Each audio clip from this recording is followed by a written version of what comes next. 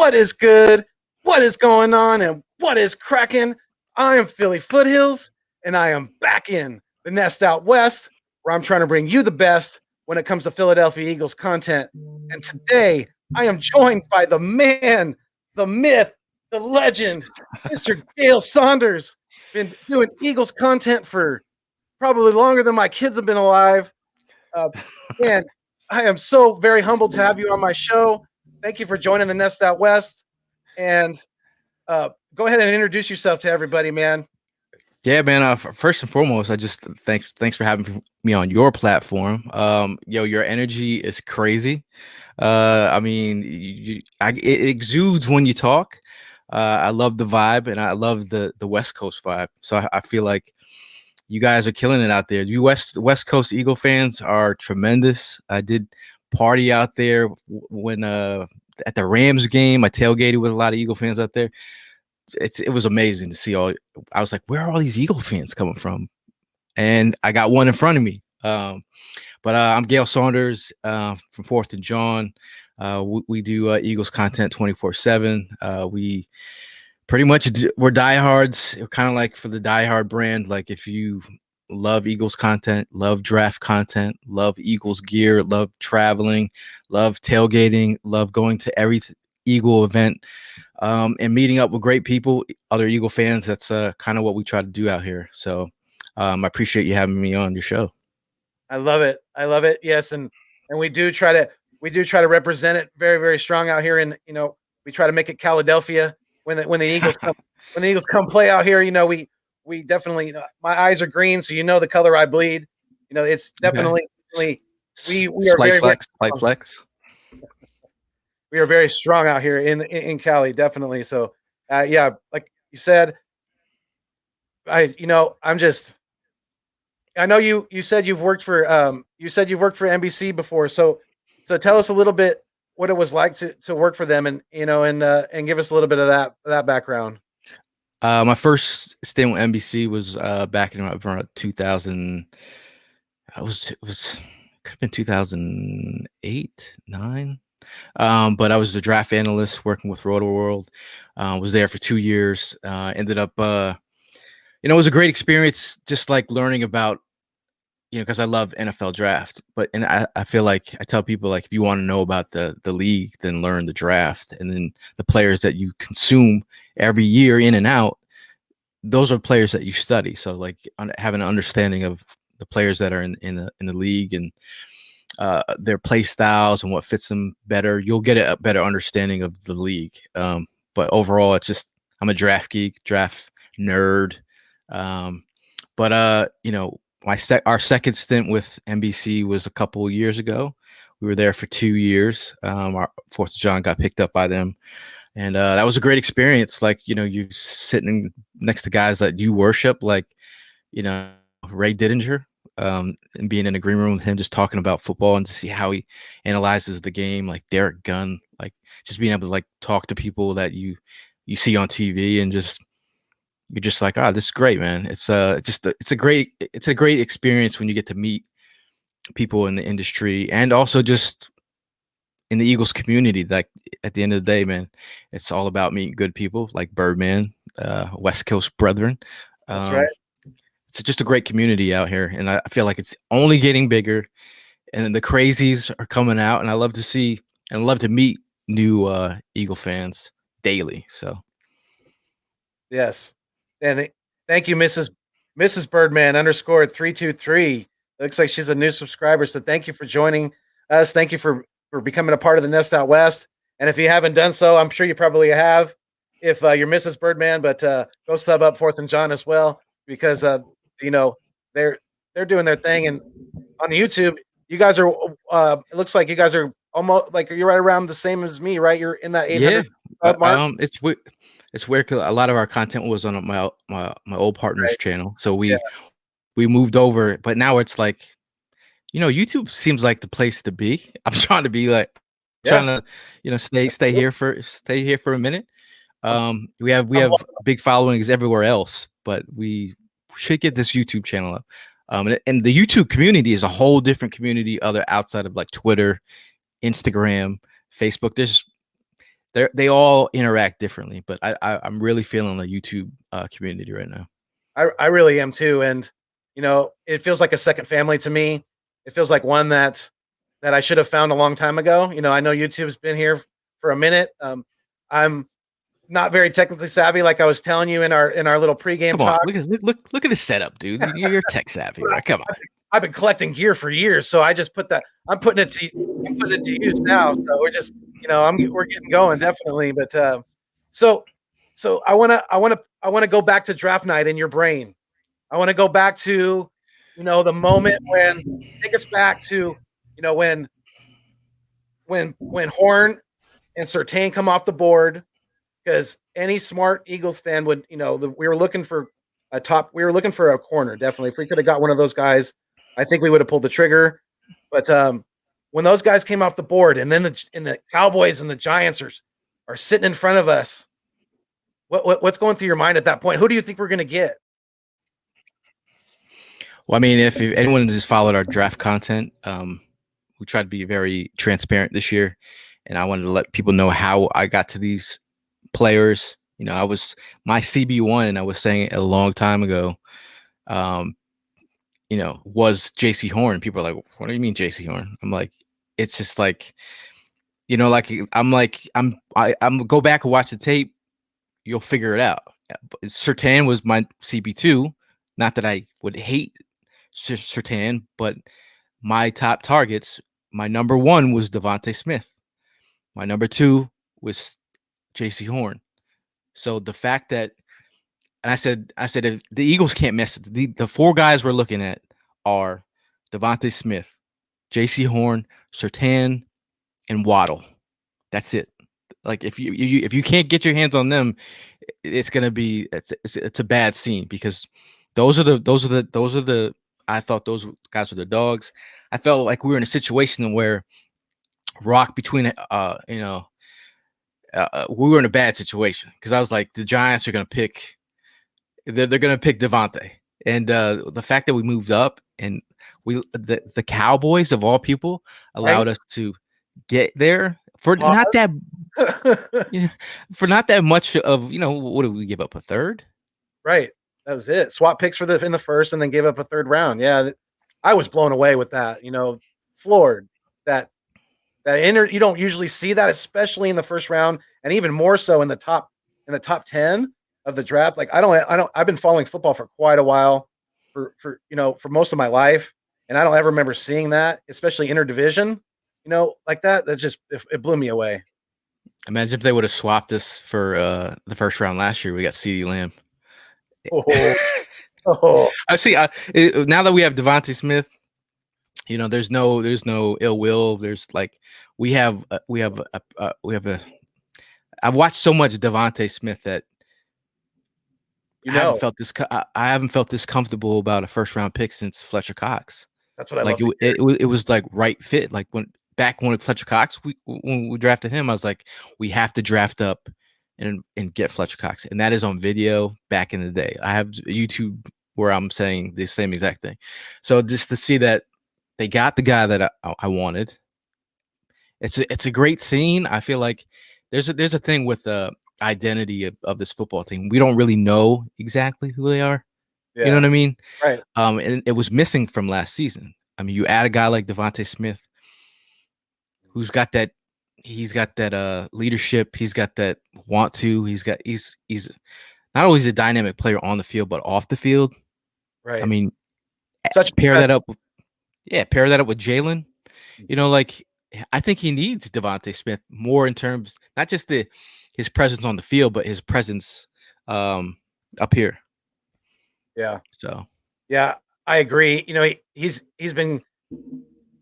I've heard nothing but good things from him. We obviously see the proof in the pudding from what he put out on the field. But we've heard nothing nothing but good things about him as far as the way he conducts himself off the field. So yeah, I think we got a gem in Devontae Smith. And I was you could go back and watch my live stream reaction. I was very, very excited. Once I didn't think there was no way that the Cowboys would trade with us or the Giants. So I thought Devontae was gone. and I was getting really, really nervous. So that was, because he was definitely one of Yeah. my top offensive picks as well. But so in that, Size didn't scare you. what's that? The size didn't scare you off. No, I don't think I mean, it did a little bit. I was, Mhm. a little bit, but the more and more of the film that I watched, and the little things that he does, the intangibles, the ability to, at his size, the ability to break press coverage off the line like he can, that's something that's going to be very, very valuable at the next level, and I think he's going to be able to do so. That's what Atlanta's going to do. They're going to come out, they're going to try to press him, and it's not going to work well. It's not going I to work well. They're mean, going to have to adjust. you watch the tape of him against JC Horn, and not that he purely dominant, because I watched all the snaps. So like when some random casual on the timeline is telling me like, oh, but I'm like, yeah, I'll throw plays at him. Like, well, like not to say that JC got dominated, because he also dominated the safety, missed a tackle on a slant that he took to the house, but he still had his way in where he got open and created space. And that's I like, yo, he got off on JC. Okay, I'm good. You don't need to tell me about anything else. I've seen everything else. The way that he wins, the way that he breaks down plays pre-snap, the way that he's like a coach's best friend when he comes to the sideline, and a quarterback's best friend. Like, what are you saying? And even Jacoby, what's his name? Jacoby Stevens from LSU. Yeah. He's saying he's like, they asked him, what was one of the best receivers you saw in college? He's like, Devontae Smith. He's like, believe it or not, a lot of these wide receivers out here don't know how to break down defenses. They're athletic, gifted, you name it. But the next level in the NFL, you have to be able to be a pre-snap technician, like know what you're seeing, adjust on the fly. You see him the way that he gets in and out of breaks and slows down in windows. I've seen enough. Like I played wide receiver, so I also wore number 6. So you Really? see those little That's technical cool. technical differences between a great wide receiver, Yeah. a good wide receiver, and just some guys are just athletically gifted, but they're not technicians. He's a technician. Yeah. I don't know if I was, I think he's probably in my lifetime, as far as drafting wide receivers, I don't think I was even this geeked up about Deshaun Jackson, because he had some question marks coming out of Cal, some things that he needed to work on, but man, Deshaun was my guy. Like I wanted Deshaun, so when we got him, I was like, yes. Well, I was definitely excited that we got him. It's just, I don't think I was, I'm so juiced about Devontae Smith. It's crazy. Shout out to Birdman 951 for sending me Oh, the Devontae nice. Smith bug. That is nice. I need that, man. Right. I need that one. So yeah, definitely shout out to Birdman _951 for that one. That's definitely cool. I was listening to Jim Nagy from the Senior Bowl, and he had mentioned with the Kansas City Chiefs, and like he was talking about their front office, talking about Russell Wilson and his ability to, what he was as a player and how they looked at him. And he was like, they were saying like, what else can you tell us about Russell Wilson that you don't like besides his size? Yeah. And that's the same. He said the same thing can be applied to Devontae Smith. Like, what can I like? You already said the size thing. Now tell me what else don't you like? And then nobody can say anything. There's nothing, because there isn't anything that, when you take size out of the equation, which it's not always that important at wide receiver, especially when you're as giftedly talented as he is. You're saying like how he just, I mean, the kid can run every route in the route tree book, and he could run it in his sleep. And just the crispness of the routes that he runs is crispy. Yeah, just with the biscuits, 2-piece, right? with the soda on the side. Okay, I don't know. I don't know why. Like, it's been a long time that I've been this excited about a player, and like I'm like, am I selling myself on this? I'm like, no, you watched you sat there for 4 months, 5, 6 months watching film, bro. Like, you Yeah, have at it. Enjoy this one. right. And like I've been saying, Jerry Jones better be I just thank you so much for giving giving not only Jalen Hurts what he wanted, but Devontae Smith. And when you give two competitors like that what they want, watch out. Watch out. And then In the division, watch yeah. out. And they took Micah Parsons, and I was like, everyone was like, what do you think about Mike? I'm like, yeah, he's athletically gifted. He could be a difference maker. I said the mental makeup, I've had concern. So the fact that they put that in their locker room, I'm not trying to kill a player, but I'm just saying I've Yeah. seen I've seen so many, like, I analyzed draft, you know, prospects for a long time. So it's like when these things flash, you're like, all right, I'm gonna put that in the data bank and Yeah. revisit this. Right. And he's had a lot of issues. So, like, if he has a meltdown on the Cowboys, yeah, hey, I tried to warn you.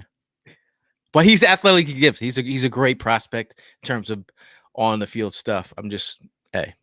Yeah. Do you think there's a chance that the reason why the Cowboys traded up with us is because they really they wanted Parsons, but they were. Do you think there was a possibility that they were afraid that the Giants were going to take Parsons?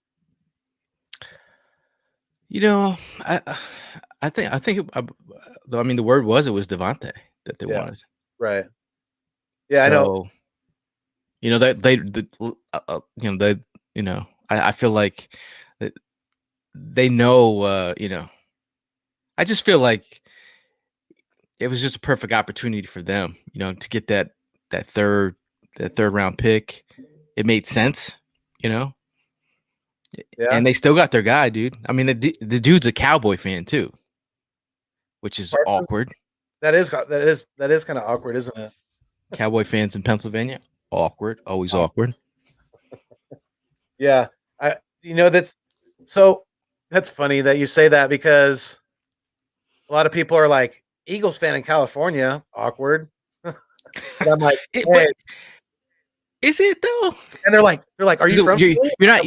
And I'm not from Philly either. So that's the thing, and is that um I think what it was, I think there was the really biggest influence as far as on the field that caught my eye back in the day was Randall Cunningham. Obviously, you got the jersey in the background. I mean, that's the dude that caught my eye as far as on the field. And then, as a kid, Hey, right? As a kid, being I mean, my dad introduced me to the Rocky franchise at a very young age, so that got me to fall in love with the city of Philadelphia, as well as just that that fall in love with the heart and the fight of the people that work and live around the area and things like that. So, it's no, just I yeah, do get it though. green, dude. I bled green for over 25 years now. My dad. I grew up in Connecticut, so I grew up around Cowboy fans and Boo, Giant fans. boo. And at back in when I was growing up, nobody was a Patriot fan because they were bad. So I Yeah, saw the progression of Patriot. I'm like, bro, where you been at? it's like being a But Buccaneers fan today. so my dad's from Philly, and he's like, no, you can't be anything else but a Eagle fan. I was like, what do you? I was like, at the time it's like 85 Bears. I'm like a little kid. I'm like, you name me after Gayle Saunders, a Chicago Bears player. That's what I was going to ask you. I thought I've heard that story before. Yeah, so I'm like, you name me after a Bears player, your Yeah, favorite running back, and now I'm starting to like Walter Payton and what he's doing out there. So he's like, nah, you're Eagles fan. And then Randall Cunningham solidified it. I was like, that's it. yeah, It's a wrap. And yeah. and when he broke his leg, somebody sent me a doll in the mail with a broke leg, and they anonymous. It was one of my friends sent it, Yeah. but after he broke his leg, and I sat there and cried, and I was like, you know what? I shed tears over this team. I'm an Eagles fan for life, bro. Yeah, you were crying green at that moment. I guarantee you were. But I the was like, other man up. right there's probably a couple other influences too. As far as music, Boys to Men, they're from Philly. I love their music back in the day. Motown Philly, back again, obviously. And then the Fresh Prince. Him being from Philly, him always wearing the jerseys. That just kind of made it even cooler to me. So it's just like, yeah, Oh man, it's just I stuck. had Fly Eagles fly for I had life. I had lunch with Wanye Morris from Boys to Men Cool. randomly. That's cool. Um, and I was just talking to him about how being an Eagles fan, and I was telling him, I was like, you know what? When you guys sing the like national anthem, like you got like I was like, Boys to Men, bro, like you guys take it home for Jerome. Right? But it was just cool to have that experience. But those guys are diehard Philly fans for real. Oh, they are. I know they used to always wear the jerseys and things like that in the videos, and yeah, they used to rep the city very, very proudly. Definitely. Eagles on center. He's still shedding tears over there. Oh yeah. Yep. I'm home there. I go way back to the Eagles losing the Raiders. Oh wow. Jock Talk's out here in Cali, he said too. So shout out to Jock Talk for being an Eagles fan out here in the nest Yeah, out west, out here in the Cali. I know you got some stories. Oh, he does. Yeah, I know He you got does. some stories. Oh, definitely. So, but after Devontae, who was your who was your diamond in the rough? Who was your favorite pick after that in the draft? Um, probably Gainwell. I thought that pick made a lot of sense, and just I had him, third to fourth round grade. Fact that he went in fifth. You talk about a guy who opted out. Um, might need to polish up the blocking a little bit, but I feel like Memphis is like mid back university where you can get Antonio Gibson, Tony Pollard, and I was saying this pre-draft that Kenneth Gainwell's next. And then like Landon Dickerson, another guy that I was like, I said, yo, the Eagles could draft him. This is on video. I said, if he gets the okay from Stoutland connects to Alabama, Stoutland okays it. Obviously, we see him as a mauler. We see him he chooses violence all the time. So the Landon Dickerson pick, if healthy, I hate to say that, if healthy, he's going to be great. The leadership mentality, Yeah. you love that. But if we're going to go sleeper, I do feel like Gainwell made perfect sense exactly where he was picked. I thought that was great value.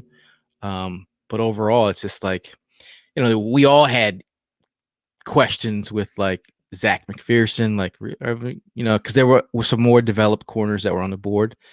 Milton Williams, another guy who tested amazingly at as an athletic profile. And I think the thing about Milton Williams that people don't realize his mentality is something that Gannon loved. The way that he interviewed, they were like, this dude knows ball. He's, I think if you can get him, bulk him up, get that NFL body and frame. But people were like, did you hear some people were saying, analysts were like, he's got that Aaron Donald profile. Yeah, and I think that's I, a I was like, little immature. hey, settle down. Take it easy. But I Fran, would believe me. Fran Duffy wanted that pick. Yeah, he did. You're right. Yeah, I remember him. Yeah, and I remember, and like you said, JG was really excited about He was Milt Williams. clapping. So, yeah, He was clapping in the. I was like, is he clapping because he's trying to impress the bosses in there, or does he really love the pick? And then right. after the fact that he goes on, he was doing his first interview, and he was just like, no, his mentality, the way he interviewed, was what sold us. Yeah, I mean, if he gives you that inside outside versatility, hey, I mean, right. it is what it is. Does he remind you a little bit of my boy back here, BG? Does he remind you of BG with a little, with it as far as his versatility goes? And he's going to have to be able to, to work with the shorter NASCAR package vibes. Yeah. NASCAR package vibes. You talking Yeah. about? I see what you're Yeah. talking. Yeah. Yeah. I mean, but you talk about running a 4.6 as a. That's I mean, true. he's a like tweener type, but I'm like he's still. He's a strong dude too, man. Yeah. He is. I I mean, mean, definitely, he's being slept on as a pick. But a lot of analysts did have him going in the third round. well, and with So moving back a few picks with the Panthers, I believe it was. We picked up that extra pick, and we got Teron Jackson. So he could do it. He could possibly pan out to be a productive rotational guy. So we'll see. It's so you said Gainwell was your kind of your next favorite pick. So that kind of leads me to my next question for you. Does Miles Sanders have a little does he have a little more pressure on him this year, and does he need to step the game up a little bit and kind of emerge as one of the upper echelon running backs in this league? I feel like Miles Sanders, Gainwell, Kerryon Johnson, Jordan Howard, they're all completely different styles of backs. I feel like if you were looking at them, you'd look at them like the Wu Tang. One could be Method Man. The other one could be Old Dirty, getting the short yardage. But I feel like Miles Sanders, he's an explosive home run hitter type. He's a slasher. He's a guy that can be effective out of the backfield, catching the football. We know if you go back and watch the tape, you'll see Yeah, some issues with ball placement from Wentz, and you'll see frustration from Miles Sanders. Just go back and watch the tape, guys. You'll see balls being thrown like, where the? So he was frustrated. He did have the most drops on the Eagles last year. But I think again, like name me a running back that you've seen who's broke off for like 80+ yard runs. right. Exactly. I'll wait. Yeah. Pause. They don't grow on trees. They don't They grow on trees. So obviously, they I feel like his mindset needs to get back and focused to being uh just being focused and locked in. I think he has an opportunity with the other guys in the nest to, like, if we the ground and pounder, push the pocket, push the pile and carry on Johnson, it's fine. Like, I'm my issue right here is which running back is going to block. We need blocking backs. Jordan Howard, on Johnson, two highly rated blockers. We need someone to unseat Boston Scott, because are you gonna really, is Boston Scott gonna get a second contract from you? Probably not. Yeah. So here's your opportunity with Gainwell to get a player who's gonna push the back end of the roster, be slept on, and then be a guy that you could spread out wide and let him do his. That's what interchangeable, that whole versatility, interchangeable pieces. That's what you're kind of looking for, and I think Gainwell is that. And that's what's so exciting about Gainwell too. Is that he's that converted receiver to running back. So he's got good hands. The dude can run routes, and like you said, you can split him out wide. He can be somewhat of a Swiss Army knife for you out of the backfield. You know, um, he's not going to get you. He's not going to get you a ton in between the tackles from what I saw. But I mean, the kid's skilled, and I like the pick a lot too when we made that. And I thought that was I thought he definitely. Uh, I think he definitely fell further than the draft than I thought he would. I thought he would have got picked a little bit higher than that, and I was very glad that we were able to get him where we did. But like you said, I mean, Miles Sanders is such a dangerous weapon. I mean, when he's healthy, the kid can score from anywhere on the field. We've seen it. He can score Yeah. from anywhere on the field. And if our offensive line is rolling, I mean, look out. That's what I'm saying. It's going to take so much pressure off of Jalen too. I mean, come Hey, on. man, I was sitting in Buffalo in a cold. I'm sitting there, wind's blowing, my face is like it's a whip. The wind is whipping, and I'm Yeah. like, can they figure a way to get out of this? Because I don't know how long I could stay. I'm freezing to death. Miles Sanders pops off that 76. It was like 80-yard run. I'm like, bro, this is what you need. Like, I'm like, we haven't had this in a long time. And I'm like, I cannot believe he. Like at that moment, I was like walking to get underneath the heater because Yeah. I couldn't take it anymore. And then I'm all of a sudden I hear Hold that phone all the quick, huh? crowd's going nuts. I look at the TV and all these fans are going berserk. And that's you can't. It's a valuable weapon. It's a Right? valuable weapon to have. So It is. I mean, and speaking of the offensive line, there's been a little bit of rumor lately about I heard some speculation about possibly Brandon Brooks being on the trade block. What do you think about that? And what have you heard? I feel like he mentioned that like after I tore my Achilles the first time, I came back and was the best guard in football. Someone compared him to the Aaron Donald of offensive linemen. I was like, I mean, I don't know too many offensive linemen that have abs. Do you? So No. I feel like the guy is. I actually met him at practice last year at a private practice. Phenomenal guy. Like you know why players love him for his mental makeup and his ability to be a player you build around. Obviously, he's getting older. Um, if they got a decent offer for him and they felt like Lander Dickerson was ready to be plugged into this lineup sooner than Yeah. later. Right. I don't want to me personally, I feel like his story, whether it's being anxiety, dealing with all his issues that he had in rebounding, it's part of like, people don't fall in love with the player, man. It's business. You got to get. I do feel like he's an integral part to this locker room. But if they feel like Suamalu can move over, I mean, we're gonna have an opportunity in about a year to let some of these guys like Kelsey could walk, Suamalu could be your center, Herbig could be, we'll see what we have in Right him. guard. I Yeah. think I say hold on one more year.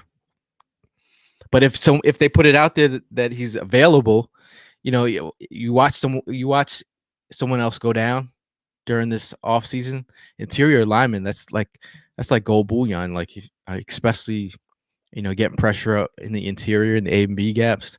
You got a guy like Brandon Brooks that's available, and you're a team that's like Tom Brady in the Bucks, and they need someone. That's a valuable piece. So we'll see. I don't want to trade him, but No, I, I I don't don't. either. And I think he looks like he's in great shape. I mean, he's been working his tail off to recover, and I think we kind of we owe it to him to give him a shot, and to definitely, I think he's going to be able to get back to that Pro Bowl level. So I think we would be. He's still got. I think if barring any more, knock on wood, obviously, barring any more serious injuries for Brandon Brooks, I think he's still got 2 or 3 more easily high competitive years in this league. So where I was going with that is that you know we have some pieces that are kind of dangling on the offensive line. As far as what do you think we're going to do with? How does Andre Dillard going to fit into this? Is he going to be a backup left tackle? Because I don't think he's beaten. So I don't think he's going to beat Mailata out in camp. Yeah, I think right now, I mean, the way that Lana has played, a guy who I had him in my mock drafts. That's how like I was like, use my 7th round pick. They're like, come on, man. I was like, no, bro. If Stoutland saw something in him and co-signed him and held his hand through his IMG process coming Yeah, over from like Australia, there's a love affair there going. And then, but and Stoutland. Dillard is a guy who I don't know exactly what happened. Obviously, he got injured. Yeah, He showed some flashes in training camp before he got hurt the previous year. I just feel like he's got to show more. I mean, in like swing tackle life. You're going to be if that's going to be your role, you're going to be the new Big V. Or if you think about if Lane Johnson is going to be out in 2 years, you can move. You could either move Melata over to right tackle and keep Dillard at left tackle. I don't know if Dillard has right tackle versatility. I know Right. Melata does, but He definitely has. he also Dillard hasn't showed it yet. That he has that versatility. So bargaining chip for real though. Oh yeah. I just felt like when he got drafted, I didn't think he was strong enough. I thought his NFL body, he wasn't ready yet, strength wise. I Gotcha. think, and then he tears his pec? Was it a pec? Yeah. Or bicep? Was it pec bicep? Yeah. That's another setback. So we'll see where he's at in camp. So you think it could have been? Go ahead. I think it could have been beneficial for him to stay another year in college and kind of bulk up a little bit more as far as Dillard goes. I mean, he came in as a freshman at 252 at Washington. So like the dude's been trying to put on weight for a long time. I know his dad was like a star at Washington State. His dad was a bigger star at Washington State than he was. Yeah. So Philly, the podcast. Shout out to Joe Castro. He's down. Yes, I guess he's down. I think he's on vacation or something right now. He's down in Florida. He said, "Do y'all think we can win this division? And would we be better with Wentz?" Of course, Joe had to ask that. Mr. Castro, we're trying to get through a whole podcast session without saying the W word, but I won't.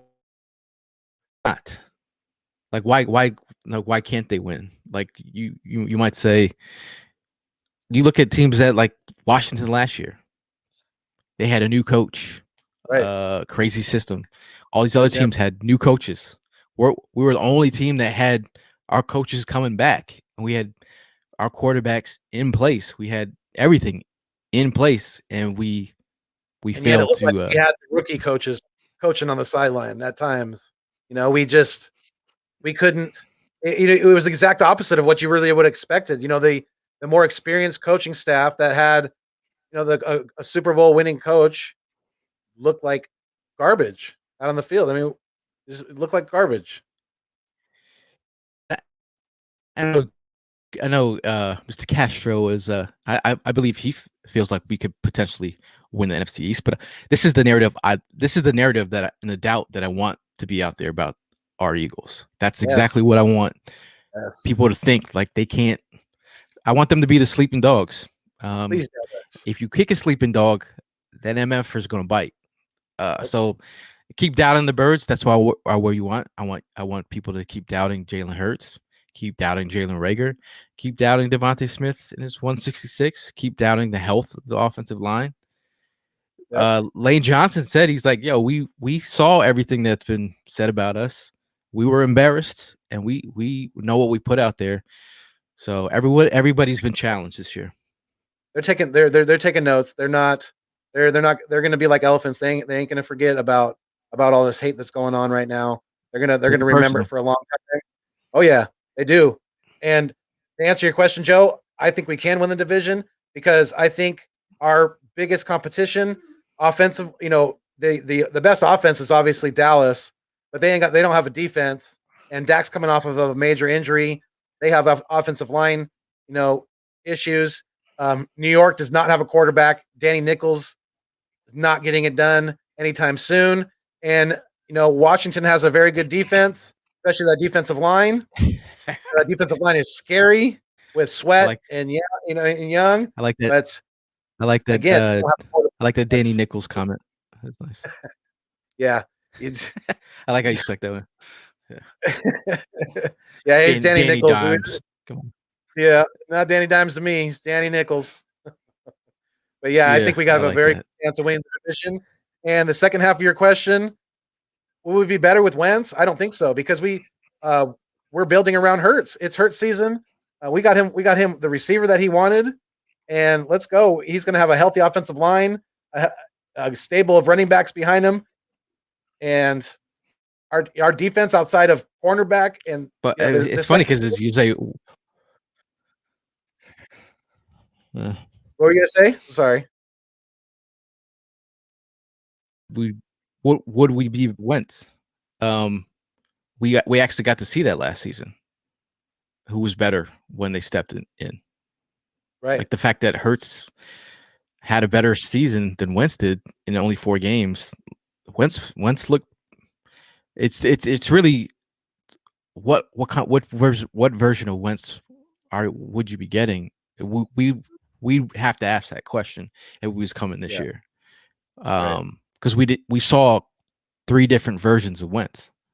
We did. That's the truth. And a guy, hey, we all root for the guy, but I didn't know which version of Wentz we're getting. Like, I went to the scouting academy last year, and our first assignment was to look at one of your players and look at them from week 1 and watch their fundamentals and everything compared to their Yeah. last game that they played. It was the most crushing thing to watch Wentz's mechanics and mental and everything, the whole marriage of it just fall apart. Like it was Yeah. like, how did this happen? So I think you said it, hurt season, and it's not that no ill will or anything. It's just like, I'm thinking about moving forward. You can't live in the past here. So Yeah. And speaking of quarterbacks, Jock Talk K said Hank Scram Hall of Fame GM said the best undrafted player was Jamie Newman, and we got him. So that leads me to my next question for you, Gayle. Who do you, out of all the undrafted free agents, who do you think has the best chance of making this team this year? I mean, Jock Talk, he said it, man. You talk about QB3. Who is that? Who is that guy? Right. Can Newman be that dude? I know a lot of people were impressed with him. Yeah, he was The very high going into last year. He was very, very highly rated, wasn't he? Wasn't he like a top going into last year of the into college? He was like one of the top 5 draft prospects at or one in the top 10, I think maybe, as far as Mhm. quarterback. I'm pretty sure. I think in terms of players that have familiarity with the offense, you talk about Trayvon Grimes. The Eagles' new QB coach was his offensive coordinator. So if he can fit in, that'd be perfect. I think I think Stoll has opportunity to be a guy to be a blocking tight end. You know, it's not a sexy. It's not a sexy job, but Right. if you're a solid blocking tight end, they last long in this league. I mean, obviously, everyone's on the Dick Rod vibes. Like, hey, man, we can get him back. He'd be a great alternative. Is Trey Yeah. Burton signed yet? He's not a blocking tight end, but I'm just saying. Is Trey Burton signed yet? No. I want to say that I heard that he's on the Colts, but I don't know if I'm 100 on that. I'd have to double check that. I mean, I think overall, I think Grimes has been getting way too much love for me. Like Yeah. at the end of the day, I'm like, I mean, who's gonna push Hightower? Right. Like, does he give you special teams ability? Like, can he be a practice squad guy? Yeah, maybe. Yeah. Right. It says Trey Burton is a. I just googled it real quick. It says he's still a free agent, so it looks like he's still available. So I yeah, think I think Trey Burton I think is an option. Trayvon Grimes could get the Paul Turner Lifetime Achievement Award from fans right now. You think he's got that wrapped up? Oh yeah. The way that he's been speaked about. I mean, he's being. I've said that too. He's being overhyped. I think I mean, I think he he's he's a talented kid. He's athletic. He's got some skill, but that's it's good. It's a pretty deep wide receiver room that he's joining. So it's going to be he's got some work ahead of him definitely with this. Listen, listen to that. I mean, just say the words of the wide receivers in this wide receiver group. You can go to 1 to 4, maybe to 5. Like Right. you name off the four. We know the four: Falcon, Rager, like Devonta Smith, Greg Ward. That's four right there. Your Right. fifth guy, you're gonna probably carry six, maybe if you're lucky. Depending on Quez how we Watkins. the expansion of the rosters. Yeah, we got Quez. You have the other undrafted guy It's out of Texas A&M. Ashawn. So yeah, or Osman, I think his last name it, is Osman. it's it's it's pretty it's pretty much Hightower. Like if you can be a more consistent player, and Hightower can get open. He has to be stronger at the catch point. So in theory, if you can't beat out Hightower, then it'll be a practice squad for my guy. Yeah. So you seem like you're We'll a see. very detailed. You seem like you follow the game with very very high detail, and I like that. I strive to be more like that. I want to see things, see through the lines at times, if you know what I mean. Read between the lines, I should say. But you seem to understand. Like I said, you seem to understand things very well, and I wanted to ask you, like, which coach do you think is going, like, which position coach are you going to have your eyes on this year the most? It could be offense or defense or both. I mean, I'd have to go with Sirianni. I mean, if you're gonna say position coach, Yeah. I'd probably have to go. I'd probably say Gannon. Okay. Because I mean that, Steichen, yeah, of course, yeah. But I feel like Nick Sirianni is gonna have his hands more all over that. I'm more concerned about, you know, the way that Gannon is his what he's teaching and what his principles, like his hits principle, the fact that he's trying to inspire these guys and can he get a defense that was lacking in making turnovers to like turn that page and become a defense that gets turnovers? Because we didn't see as many turnovers, and you're like, why is that? The way that our defensive linemen are utilized, so wow, maybe a Ryan Kerrigan standing up for some little wrinkles there, but the fact that he said, a lot of players that play the Eagles are like, yeah, they don't the pre-snap motion. I mean, the pre-snap, you could tell what they're doing and they're not moving. The fact that Gannon said he's like, I'm going to give some of my guys the leeway to move pre-snap and freelance. He said freelance. Right. I was like, what? I was like, all right, make it make sense. Let the players embrace their roles. And if a defensive coach tells you to say, I'm gonna give you got to earn that ability to freelance. That means if they give you the ability to freelance, that means you're doing your job enough to have that ability to do that. Like some coaches were like, what were you doing in pre-snap? Like it's very rigid, it's different rigid. So this whole versatility, that's exciting to me. Like if he can get these guys fired up, I'm good with that, man. And we do Yeah. have defensive linemen this year, dude. Yeah. That's one of the coaches that I'm going to have my eye on. Definitely is Coach Rocker. I think he has a lot of experience, and he's going to be able to get some good things out of these guys. Josh Sweat is going to he's going to step up big this year. I have a feeling, as long as he can stay on the field, and keep himself healthy. But the person who I'm going to have my eye on the most as far as position coach goes, and I've been saying this, is Nick Rawlis. Um, Okay. he's that real young kid, and I think he's only 27 years old. He's younger than Alex Singleton. So, that's going to be very interesting to me. See how he gels with the players. I'm hoping that him being an ex player, an ex linebacker himself, will definitely help. And he has some intensity in his family, because his brother, I don't know if you know this, but his brother is in the WWE. Oh, get out of here.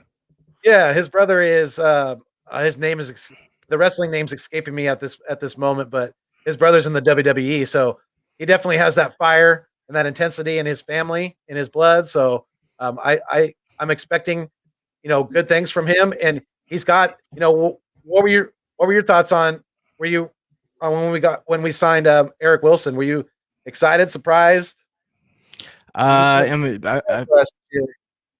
right before the offseason, as I watched, this is usually how it works. Any player that had any kind of relationship or vibe or experience or time spent in a previous defense, you're going to see him here. And we had that little Viking sprinkling. It was the Vikings vibes. You got Colts vibes, Viking sprinklings. Yeah. After we got a safety, we got a linebacker from the Vikings. I feel like our linebackers coach was there for two productive, for 2 seasons of Wilson. I felt like Wilson, from a leadership perspective, once Anthony Barr went down, a lot of players and Viking fans were just like, "Hey, man, like this guy fit right in. He's a culture fit too. Like knows the defense." You talk about our safeties that are out there looking up. What's his name? Anthony Harris. Harris. Yeah. Avonte Maddox said he's like, I'm a sponge. I sit next to him. I just watch him. And if I have any questions, I go to him. So just watching how these players who have, experience in the system, I feel like they're all like kind of like the Chase Daniel of of the playbook kind of in that idea of like guys that know the system, but also guys that are on 1-year deals that know that if they can be successful in the system, they're going to get paper next year. Absolutely, yeah. And it seems like the more and more, guys come here like Eric Wilson, like Anthony Harris, and I bet you were surprised.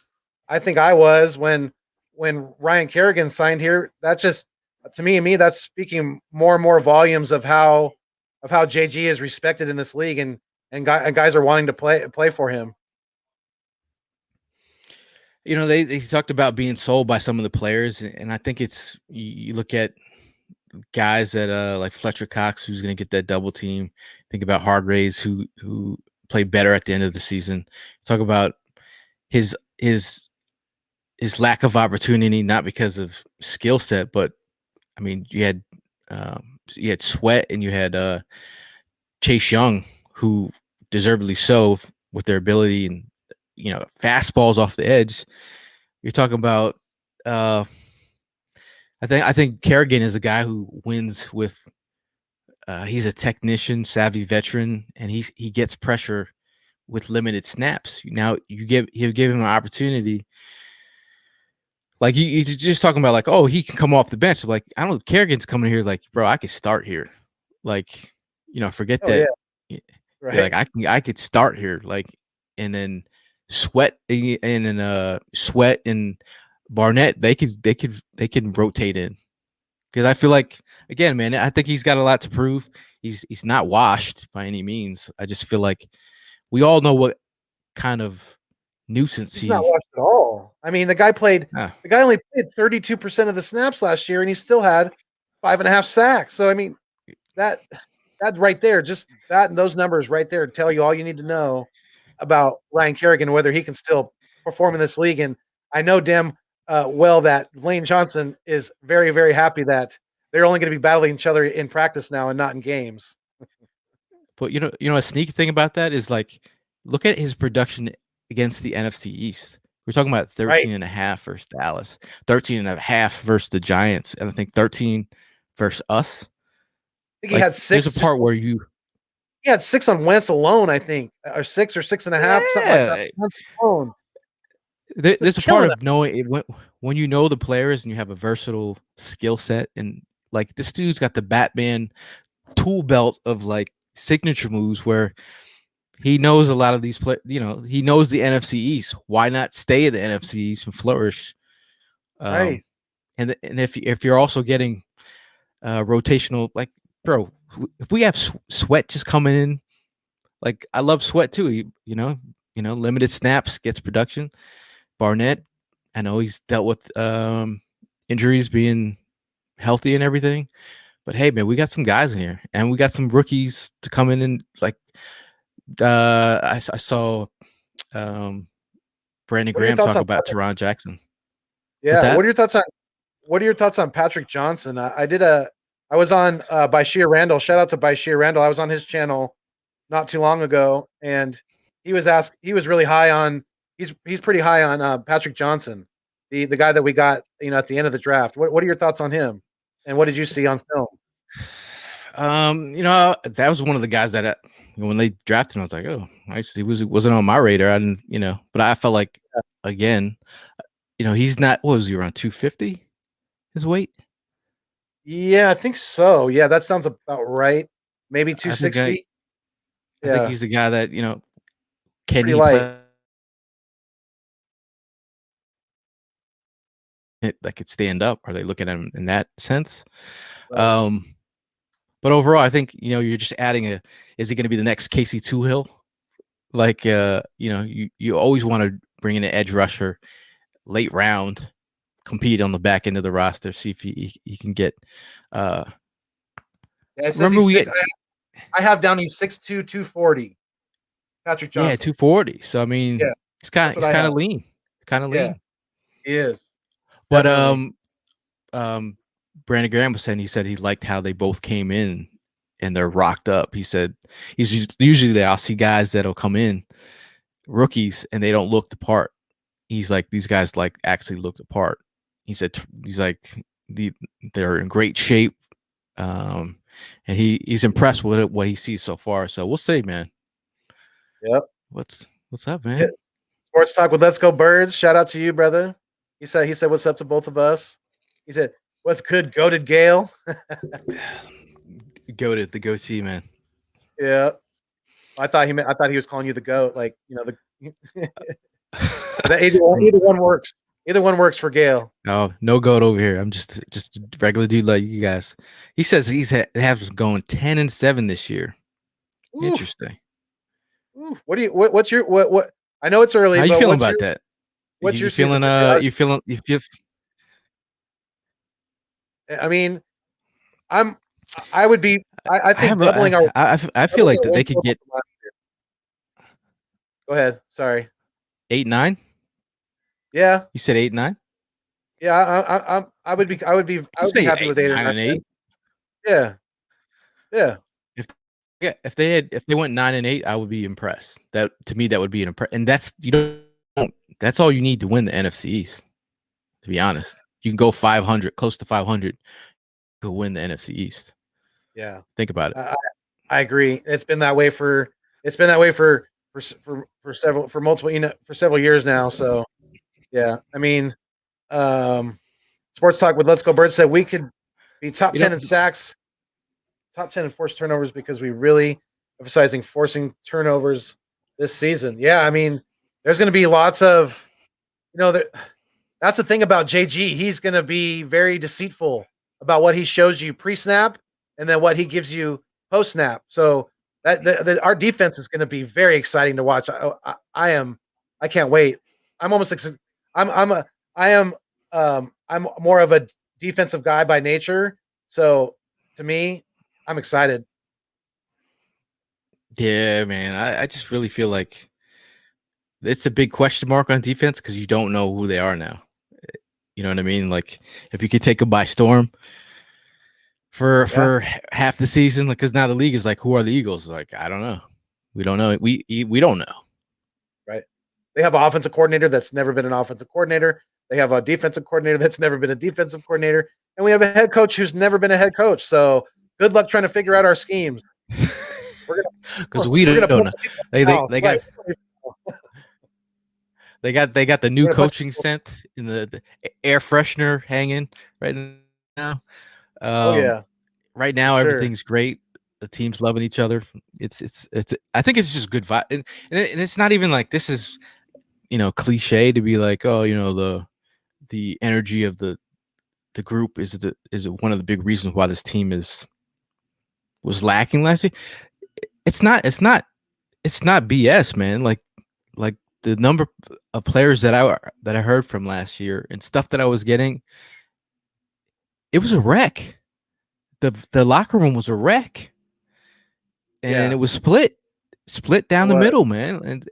And like if you never played in a locker room or a football team, energy is important, man. Like if the vibes aren't there, the vibes aren't there. Like you could have the most talented team in the world if they don't like each other, they don't want to play for the next man.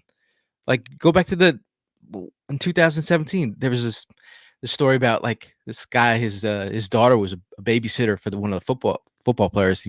She was saying that like 16 to 17 dudes will come hang out at their house and party and have a good time. They would all hang out together. It was a brotherhood. Like you don't think that transpired to the football field? Like they didn't have that last season, and you could tell, man.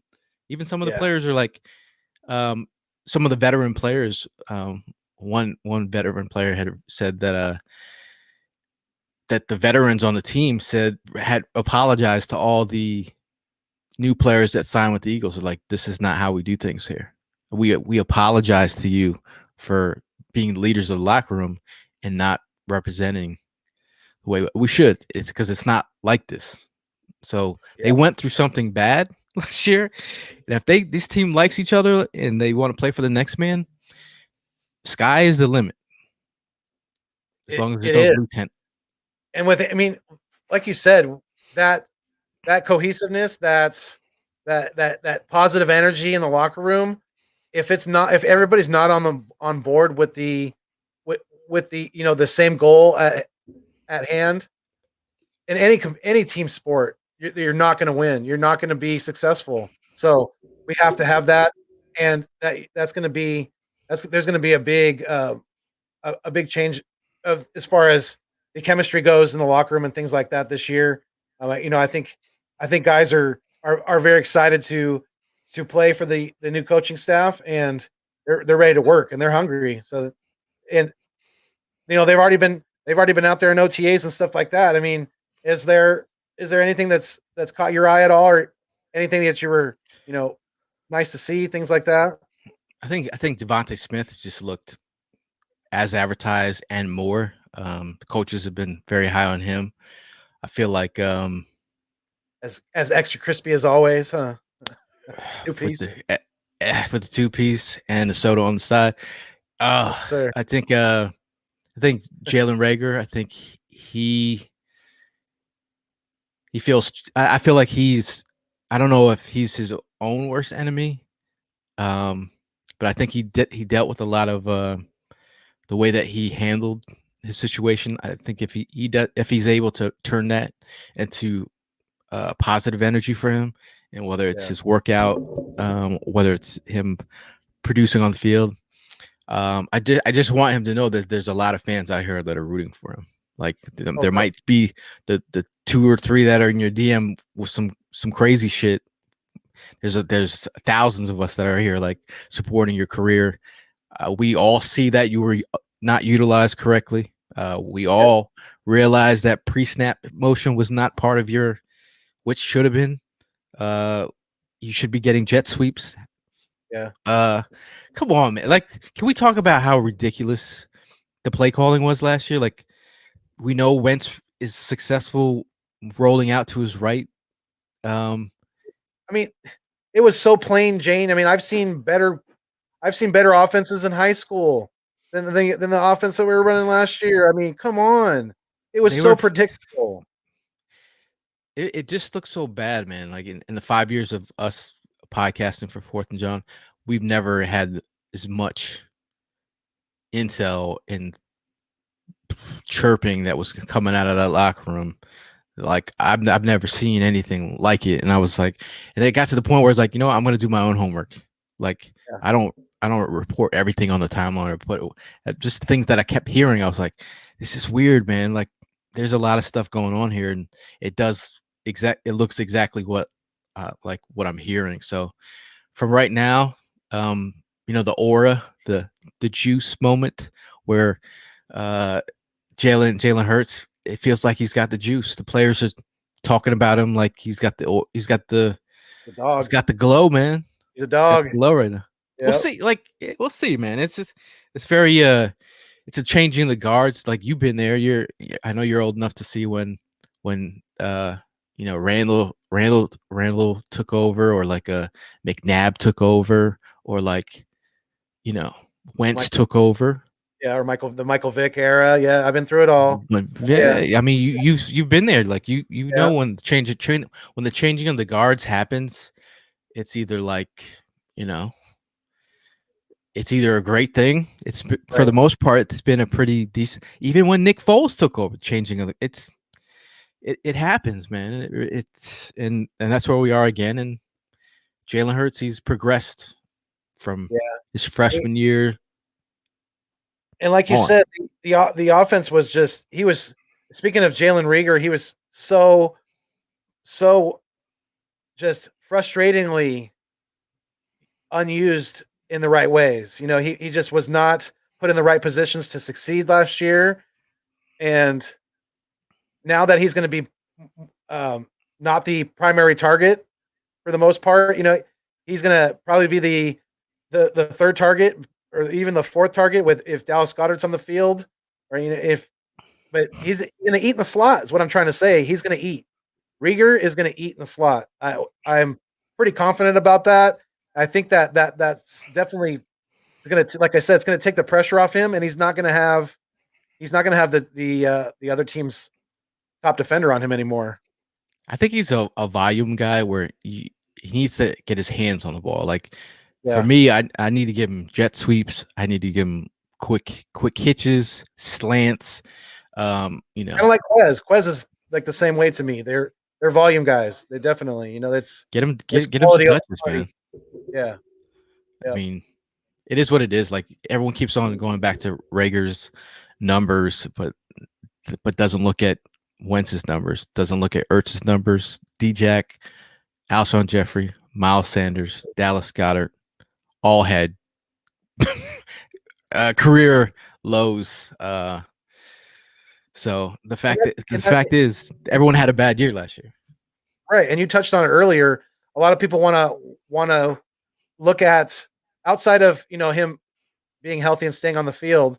They want to look at Miles Sanders as his weakness is not being able to catch the ball very well out of the backfield. And like you touched on it earlier, a lot of those drops last year had to do with Wentz misplacing the ball. And when you're trying to catch the ball out of the backfield as a running back, and he throws it at your feet, I mean, good luck trying to catch it. It's like you can't put all the blame on Booby. The film tells you what you need to know, and a lot of our unsuccessfulness last year had to do with what we were just talking about, the the plain Janess of the offensive playbook, and with Wentz just trying to play too much hero ball.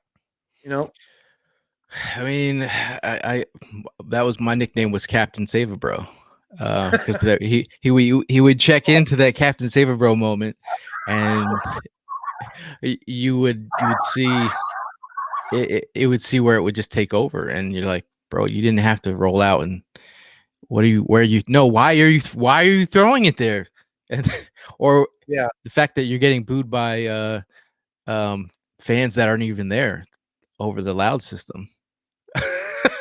I was like, come on, whoever was in the sound group, I'm like, are you guys really booing? you're It was really like you're really getting it was really Zach hitting that Ertz. butt. I think it was that throw to Zach Ertz on the sidelines, and they put in the sound machine of booing. I was like, bro, that's bad. It's bad. But Yeah, it is what it is, that man. It's not a pile on Wentz thing. It's just what reality was last year. right, and it's all behind us now. It really is. It's all Is it? behind us, Philly. I hope Is it? so.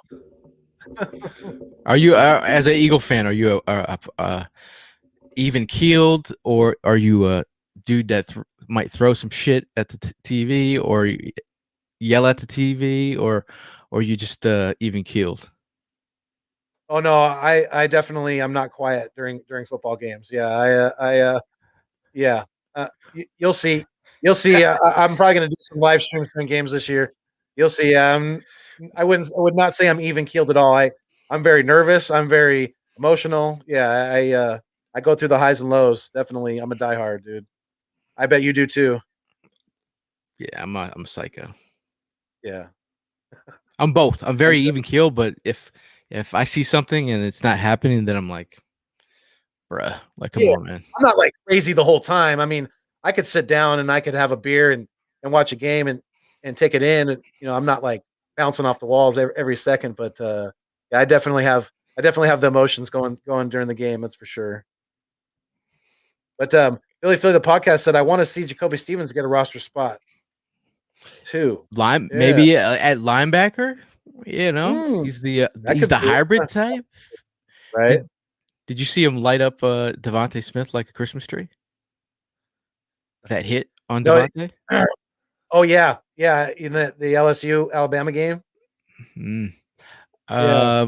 I feel like he talked about his Whew. that the NFL is becoming like like the NBA in terms of like matching up, and he's like he's a guy that can be a matchup guy. Like he's got that versatility, especially his you know his time at a safety. If you want to move him down in the box a little bit, and he can you know he can lump some people up. Right. Jock Talk says he's Jacoby. He said he's gonna kill the kid. I think Pitts might give him the shits the night Right. before. Thinking about covering him, bro. Come on, man. We'll see. I don't know. Definitely. I don't think Stevens' strong suit is not covering, not in coverage. His strong suit's playing down in the box. I mean, Pitts is going to be all over the field, so I don't know about that. Definitely. But Jock Talk also said no more F and stick defense. I LOL. mean, come Yeah. on, man. That's just, Thank God. Thank God that's that's a gone. great like they don't you can't even run that play in like Madden, can you? It don't make sense for any six Th- defense is That's the worst. that's what I love about what I've heard from JG so far. Is that he's not going to pigeonhole his defense into one scheme. He's gonna he's going to scheme, whether it's zone, whether it's man, whether it's a combination of the two, whether it's it doesn't matter. He's going to take away your best weapon, and that's he's going to play to the opponent, not to have the opponent play to him. So I like what I'm hearing from JG. I think I just really feel like you start thinking about the evolution of the NFL and just how like he might be a young coach, you know what I mean? And the whole idea of like it's his first time as a head coach. But I feel like you need new minds in here, dude. Like you can't keep doing the same thing over and over. That's the definition of this insanity. The fact that we have a new guy in here with new blood, they just have to. You have to incite riots in terms of like getting these guys to run through a wall for you. That's where it is. Like, can you get them to run through a wall for you and trust? Right. But hey, man, if I'm a veteran and he tells me like, yo, you can freelance. Oh shit, bro. Like I You're can do like, that now you're because like seriously? Jim Schwartz is probably like, I felt like Jim Schwartz you couldn't do something like that. Yeah. The fact that how many You would players did never you let. see? Have I you would ever never. see You would never some hear Jim Ford say something like that. That his veterans could freelance. I don't think Jim Schwartz runs like that. Not wired like that. It's his way or the highway. I saw a couple of players in their pressers. Like the fun thing is like go watch pressers of teams that play the Eagles.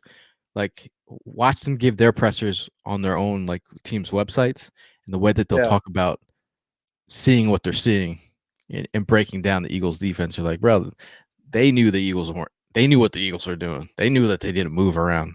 They knew that it was easy to get off on the Eagles. So it's like it's the cat is out of the bag, dude. And now we don't have to deal with that anymore. But again, I thank him for his time and your backdrop. There's a Super Bowl, and he was a part of that. Exactly. Yes, sir. Although they gave up 500 yards. Yeah, he got roasted. Yes, they're lucky that Nick Foles was rolling, because without the offense, they got blown out. But sports talk with Let's Go Bird said Davion. He said Davion. He's saying Davion Taylor on Pitts would be an exciting matchup. What do you think about that, Gayle? I got Davion. I mean, in terms of his athletic profile, the Yeah. fact that he can run, and he just has to marry his what he's seeing with his athletic profile and his like mental makeup. Like the fact that if you can, he can play faster if he knows what he's doing. Problem is, this is second year and he's in a new defense, so we're back to square one. He's learning.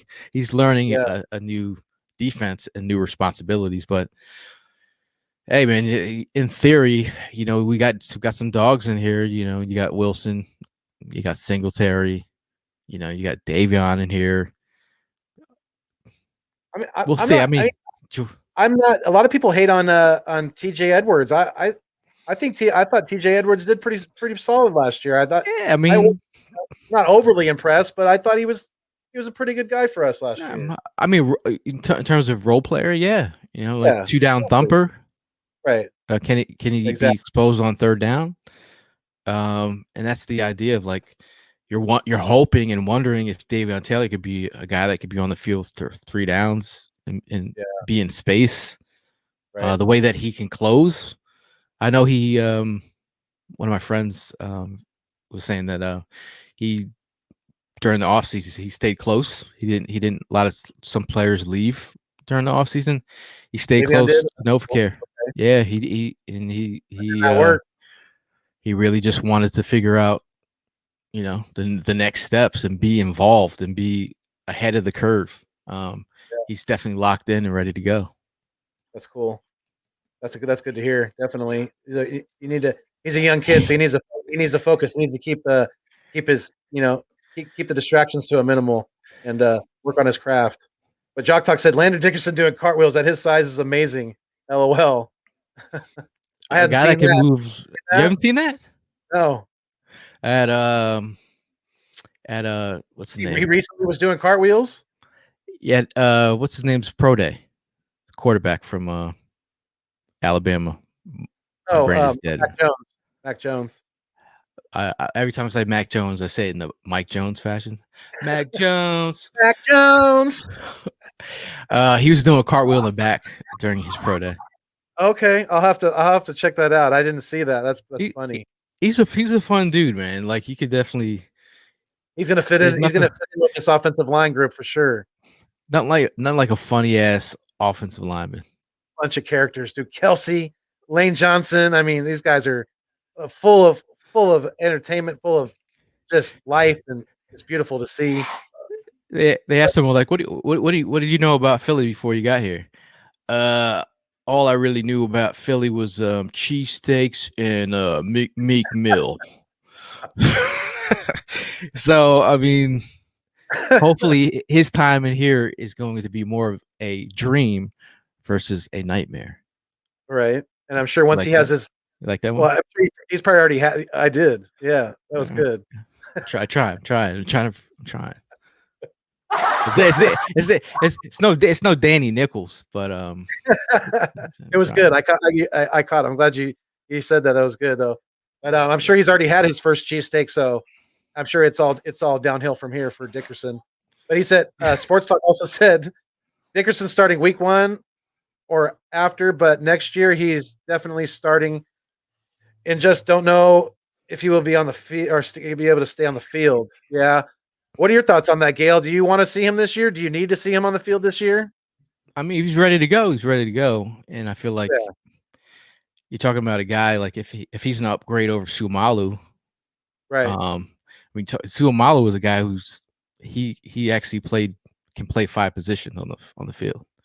That was one of his mainstays at Oregon State, I believe, is his ability to be a versatile piece. So, like, if Suamalu has to be that guy for you, that's fine. Dickerson is a mauler and a guy who's looking for the smoke all the time, and he's looking to make you tap out. And I do believe that his style of play is he's pretty violent dude. Like if we might need you to tone it back a little bit so you can last the season, because the way that he's running at the second level to maul safety who's just Right. like hanging around the pocket for no reason. Like, bro, you don't need to.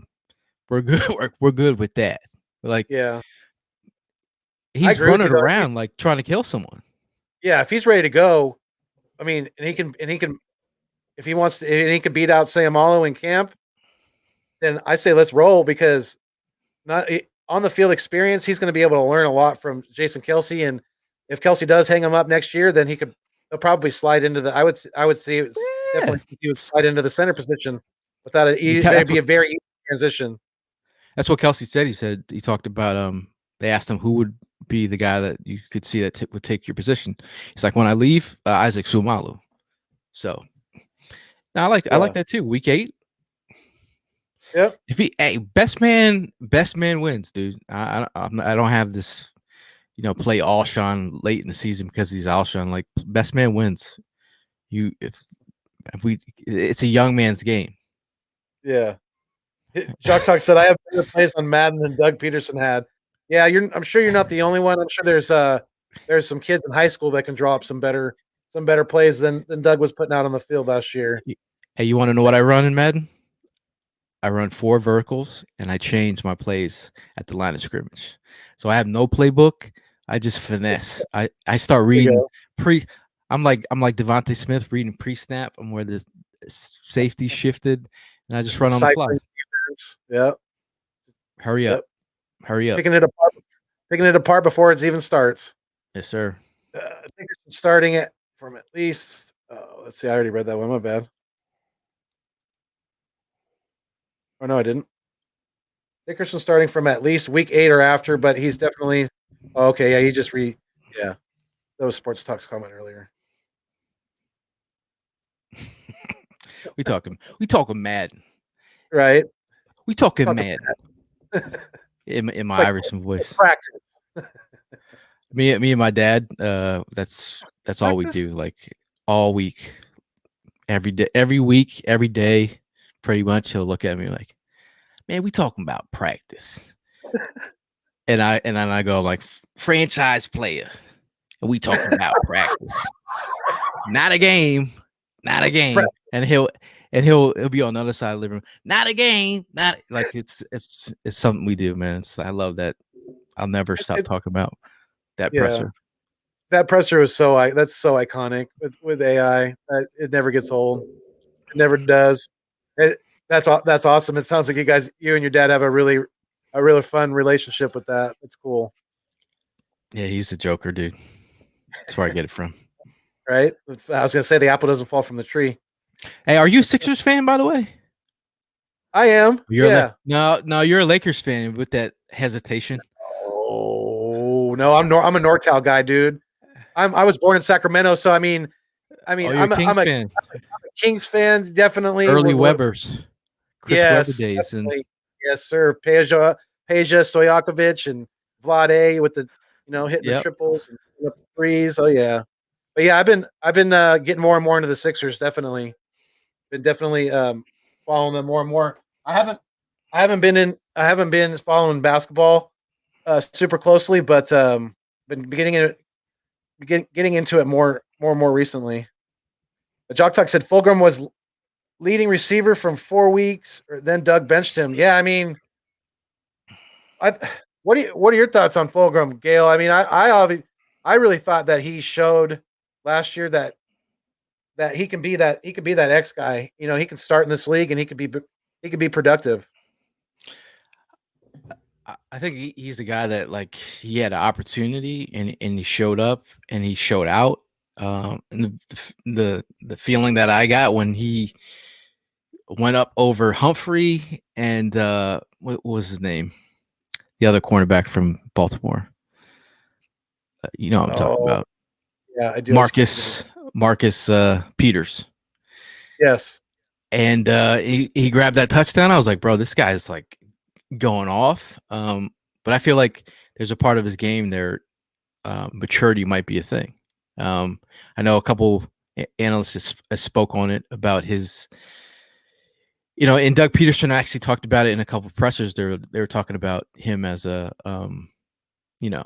his practice habits, and is he going to be, is he going to be able to put it all together, or because I feel like if I'm Fulgham and I did what I did, I'm sitting Yeah. there like I'm like, bro, like I just put up all these numbers and you like throw me the rock, like give me the ball. And the fact that Right. I could see him being like, coach, you're phasing me out. Like, just I could see that happening, dude. Like I from playing wide receiver, like I could see where you pop off and then the next game you start disappearing. You start being like, bro, like throw me the ball, especially in the situation they were in. But I think this is where again, I think some of the issues that he might have had in Detroit, like some people talked about his maturity. Right. It's funny that his comments pre-draft were like when everyone was saying Eagles need a draft pick, first round or a wide receiver in the first round, and he put that post up on social media like not at all. Like we don't need a wide receiver drafted in the first round, and then Jalen Rager had quote tweeted it and was like not at all. We don't like they both were like nah, we don't need one. Hey man, Yeah. best man wins. I think they all have to really, really hone in together as a unit because it's at the end of the day, it's about guys that are playing together for the next man. Like obviously, we don't. He's a journey at this point. Three different teams in like 2 years. He finally has the opportunity. 4 games, balls out. He probably felt a certain way, but I feel like now as a professional, you got to like put it together. You and Devontae and Jalen, you're the three amigos, dude. You're the three amigos that you guys can be a great unit together. So Yeah.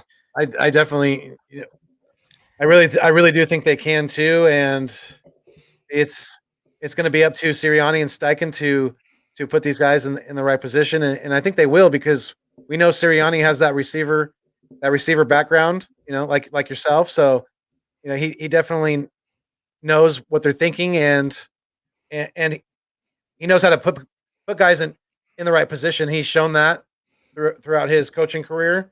So it's going to be very, very, very exciting to see what we put out on this I'm, field this next year. I call him Travis. My nickname for on our pod is like I call him Travis Forgotten. I mean, but have you ever seen him block, dude? Go back, watch the tape of him just blocking. Like if you're his wide receiver coach, I'm like, yo, this dude's trying to kill people. Like that's like that kind of effort. I just think he's just got to marry. I think it's very hard to like you're an older dude now, but looking at like a kid like in his 20s or early 20s, like you got to be a professional, kid. It's time to Right. grow up and be it, like when you're in your 20s, bro. Like you were out here running the streets, like. But you do in terms of being an NFL player, you have to. This is a part of like being a professional. Remember Mike Williams from USC? Mike Williams Um. played with Matt Leinart and Reggie Bush. He was like the guy. Oh yeah. Um, Yeah. Yeah. Yeah. he, Yeah. he Yeah. Yeah. was he was for, he said that he was just so like he came into the league. He was it was an interview that we had done, and he was saying that like I'm the man. Like I'm all over all the. He didn't put in the work. Like so when he showed up, he just expected to be the man. And he there's a part of like when you become an NFL receiver, you got to be professional or an NFL player and be a professional and take it to the next level. So whatever he needs to do to get there, that's all he has to do, man. We saw the talent. Oh yeah. We did, and you know, it was very frustrating to see him being taken, like you said, being phased out, being taken off out a lot of the offense and things like that. When Alshon came back and um, I don't know. I hope it's not too much of a immaturity issue with him. I hope that's frustration of last year he could put behind him and just put his best foot forward this next year and beyond. So um, it's gonna be interesting to see how he's used in this offense for sure. But yeah, it looks like, man, 90 minutes already, an hour and a half in. That's gone by real fast, Gayle. I, I, Yeah, man. it doesn't even feel like we've been Listen, talking that long. I'm ready to run this marathon, bro. We could do this. I was doing 7-hour draft streams, like hour and a half. Yeah, Yeah, come on. you're like, come on. I do that in my, like I could do that in the No, bathroom. man. Come on now. No, man. It's been a pleasure being on the show, man. And just I love. I mean, again, man. You get it. You love talking Eagles football, man. I could do this. I could talk my way out of an ass whooping if I talked to my dad back in the day. I'm like, I might have failed a class or something. I'm like, Dad, you see who they signed? You see who they signed it? And he'll totally forget about it. Like, oh, Yeah, what was that? Bro, I distract could him do with the this. bird. I could do this in my sleep.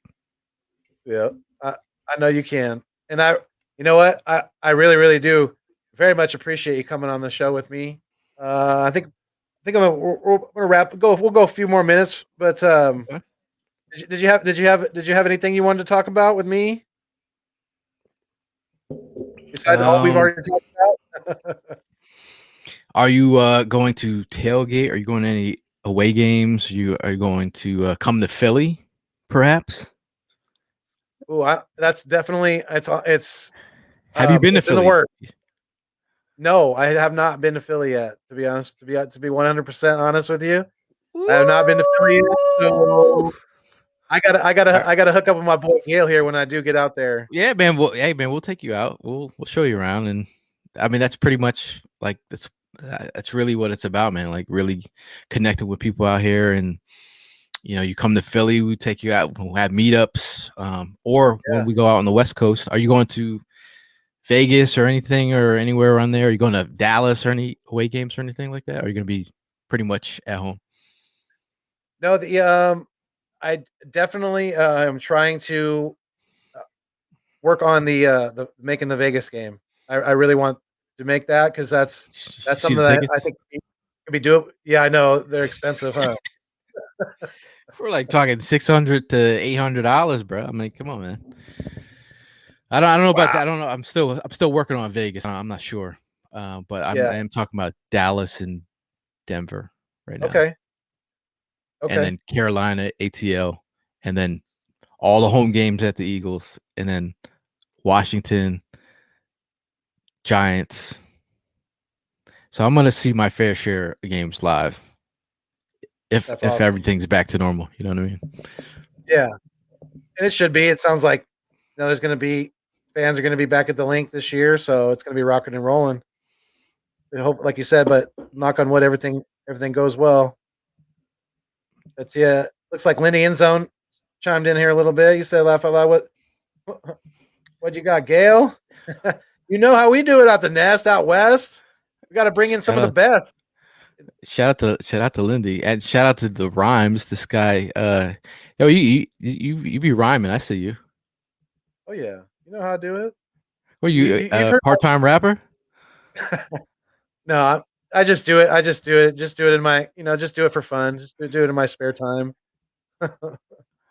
I'm no, No Meek Mill. I'm no Meek Mill for sure. Yeah, no Harry Mack. Have you heard of that guy? Okay. Harry Mack. Yeah, he's newer on. Well, he's not super new, but he's on YouTube and he does this. He goes on Omegle. Do you know what Omegle is? Omegle is like it's an app where you can meet people you video chat with people from all over the world and it connects you to people from all over the world. And this Harry Mack guy, go check him out, dude. He's a freestyle rapper and he just goes off the top of his head. And this guy is amazing. He's Life from changer. LA. He he like how you react like he's if the people are reacting a certain way on the video to him freestyling, he incorporates that into his rap. And he Oh, gives them that's he asks for like 3 words. You can give him like any 3 words and he'll incorporate those words into his flow and it's pretty dope. Pretty hey dope. Go man. check him out. I'm all about seeing budding rappers out here. I do work Yeah. in entertainment. Okay. I got a funny story. I was I got invited to this. It was called a show called Miracle Boys. It was like a Spike Lee show, and Yeah. they had like it was like they had this big rap party for that event. So I'm like, all right, I love Spike Lee. I'm definitely showing up. So my friend's like, oh, come meet me in the back. I'm hanging out with some of the guys from Degrassi, and you got to meet my friend. Like he's gonna be the next person. And I'm Great. like, I was like Jimmy Wheelchair dude over here. I was like, I was looking at her like I was questioning my friendship, like, and her ability to be like, what are you talking about? This dude, the one in the wheelchair on the ground. Come on. So we're sitting at the table, and where I'm just sitting here. This is pre, this is pre Big Drake, but Right. and Right. she's just telling me like he's gonna be the next big thing, and I'm like, whatever. Degrassi Drake. Right. Yeah. You're like, sure. Right. You're like, yeah, Fast forward to like a couple weeks ago, he got like decade performer of the decade. I was like, bruh, I've never been so wrong on anything in my life. Not that Hey. I'm not a huge Drake guy. I'm a Nas guy. Put it out there, but I'm gonna Gotcha. check out this Harry Mack dude. If you say he's Yeah, good, dude, this he's an guy. So entertainer. he's an entertainer. He recently, I don't know how recently it was, but I recently saw this video of him. He went over at this time, he reached 900,000 subscribers on YouTube. So he freestyled for 9 hours straight. Like he literally, like, I mean, not nonstop, but he was at it for 9 hours. And that's what he That's does. crazy, dude. Yeah, he's a really talented dude. Go check him out, Harry Mack. Mack or Mac? Yeah, Mack. Yep, just like it sounds. I just want to ask you who's your favorite West Coast rapper. If I'm not gonna ask you something, Oh, that's probably. Ooh, that's tough. That's a tough one between Snoop and Cube. oh no, That's a tough one to me. Not as much. I like some of Pac stuff, but I'm not a huge Pac guy. I'm not a huge Digital Pac guy. Underground. Oh yeah, yeah. Rest in peace to Humpty. Yeah, dude. Yeah. Yeah, What about any Souls of Mischief? a little bit. Yeah, yeah, yeah. A little bit back in the day. Trying to Yes. think about funky California, Delta Homo sapien. I'm a big Snoop dude. Cube, Yeah. Cube is legendary. So Right. like that, Right. I was just trying to test you to see where you'd go. I was like, Smokey. is he a typical pot guy or is he gonna give me something different? So the fact you went Cube today was a good day. Then this Oh interview yeah, today was a good day. You see what I did there, right? absolutely. Oh yeah, yep. Didn't have to use my.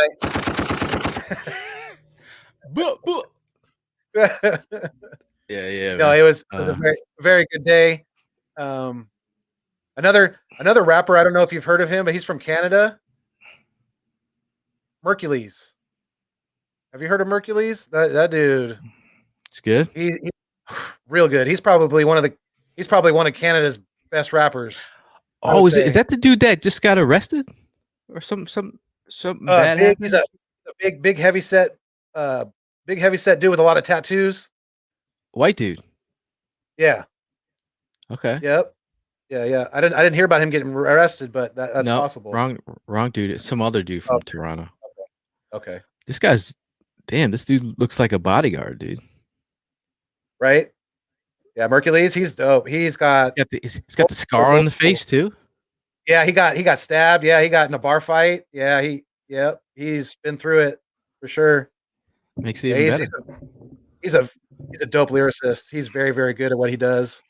He's pretty big. I seen him on Dr. Phil. There was an aspiring rapper that had reached out to him that has, been battling drug addiction, that he was going to, that he made a, deal with, that he would help him as long as he stayed clean, that he would help him, get his game going, and, get his name out there, and get him out into the industry and things like that. So I thought that was pretty cool, paying it forward, and and paying it forward to someone who's struggling with something. That's always good. Yeah, man. Um, I mean, I always feel like the backstory makes it even makes the rapper It even does. better. It Like does. if he's got a good, or just anything, whether if it's a player or you wonder how people get their drive for things. Do you like do You you know what I like mean? you like good funky soul music, like with like good electric guitar? Yeah, I like everything, dude. Have you heard of the Black Pumas? Yeah, yeah. Woo! I was in a record store the other day with my brother. My brother's a DJ, and the guy at the he was like, "Oh, what do you know about these Black Puma?" And the record store owner, he's in his like probably like his 60s. But these guys, Yeah. some new young blood, but That's he's like they're putting down some real shit out here. He's like, he pulls out the record, and my brother's like, "Oh shit!" And then he puts it on. We're sitting there like, I heard it from somewhere else before that, and then I'm like, "Yo, yeah, I've heard this shit." like the song Colors. Yeah. Yeah, You've yeah, probably and I heard was that. just, but the way that he was like vibing as like he was like 60, but he knew his music. Like every time we go in there, like he shows my brother some new shit, and he's like, "I Yeah. got these Black Pumas on vinyl." He's like, "You gotta come over here." And a couple DJs are in there. Just everyone was like socially distanced. Like, yeah. So yeah, Right. I Black. mean, What's the other group that was black? They had their songs were on a couple of TV shows. I don't know, but Bl- have you heard of mm, the song October 33 by the Black Pumas? I don't know about name. October 33. If you haven't listened to that one, the next time you're wanting some good soulful music that you could really play the live version Yeah, of that with the strings and everything. Oh man, that song's beautiful. it's Beautiful. funny. That's funny you said Black Pumas because the other day I was driving and I was like, I need some driving music. Like I need some, and I threw that on. I just threw on the playlist on my title list. I was like, oh shit, good times, man. Like hey man, Yeah. you gotta come out here and see Philadelphia first of all. Oh, I know. This It's needs to happen. Yeah, You know, it really does. when everything Me gets too. back to normal, if you need me to put you up out here, we'll take care of you. Oh, I appreciate that, man. I really do. I Yeah. really, really do. Thank you. You know, I will. I will. I might take you up on that. as long as your ass is vaccinated. Get Isn't a that weird now? card with you. My pops, he actually lives right now. I'm part time because I normally live right outside of New York City, but since the pandemic hit, I moved down to Wilmington, Delaware, back in the day. I mean, Yeah. I just saw L Cool J and I said back in the day. I Yeah, yeah, mean, yeah. Back in the day. I moved My bad. I since didn't mean to throw you August. off. So yeah, he lives 15 minutes from the stadium. So I drive by the stadium. I just do drive-bys Drive by. and just say hi to the stadium. Yo, Yeah. have you seen the Quentin show, the Q&A show, dude? Yeah, I actually did catch that the other day. That was pretty cool. It's really just I think in terms of like, you're Eagles content creator and just like investing in other content that is out there. There's so many. These guys give you a different perspective as players who are also players in Philly, but also that were behind the scenes in Philly. So just listening to them, like Yeah. Quentin was part of player development for the Eagles. Okay. Gotcha. So he's Yeah. he's they're dropping a lot of nuggets on like players that are playing on the Eagles right now. Ooh. Okay. Yeah. Yeah. I saw part of that. I didn't catch the whole thing, but I'm definitely gonna have to check that out. Yeah. You guys. Yeah. Check out Quentin Michael and Jason Avant. Yeah. On the Inside the Birds. Dropping that. Dropping that inside knowledge.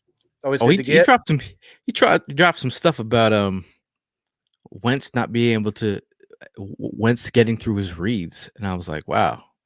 And he said that Jalen was eating up the defense last year, and the way that he was processing things was like, he was like, dude, this guy's getting through his progressions, and just the way that they break down things, because those guys are in the locker room, in the meeting rooms.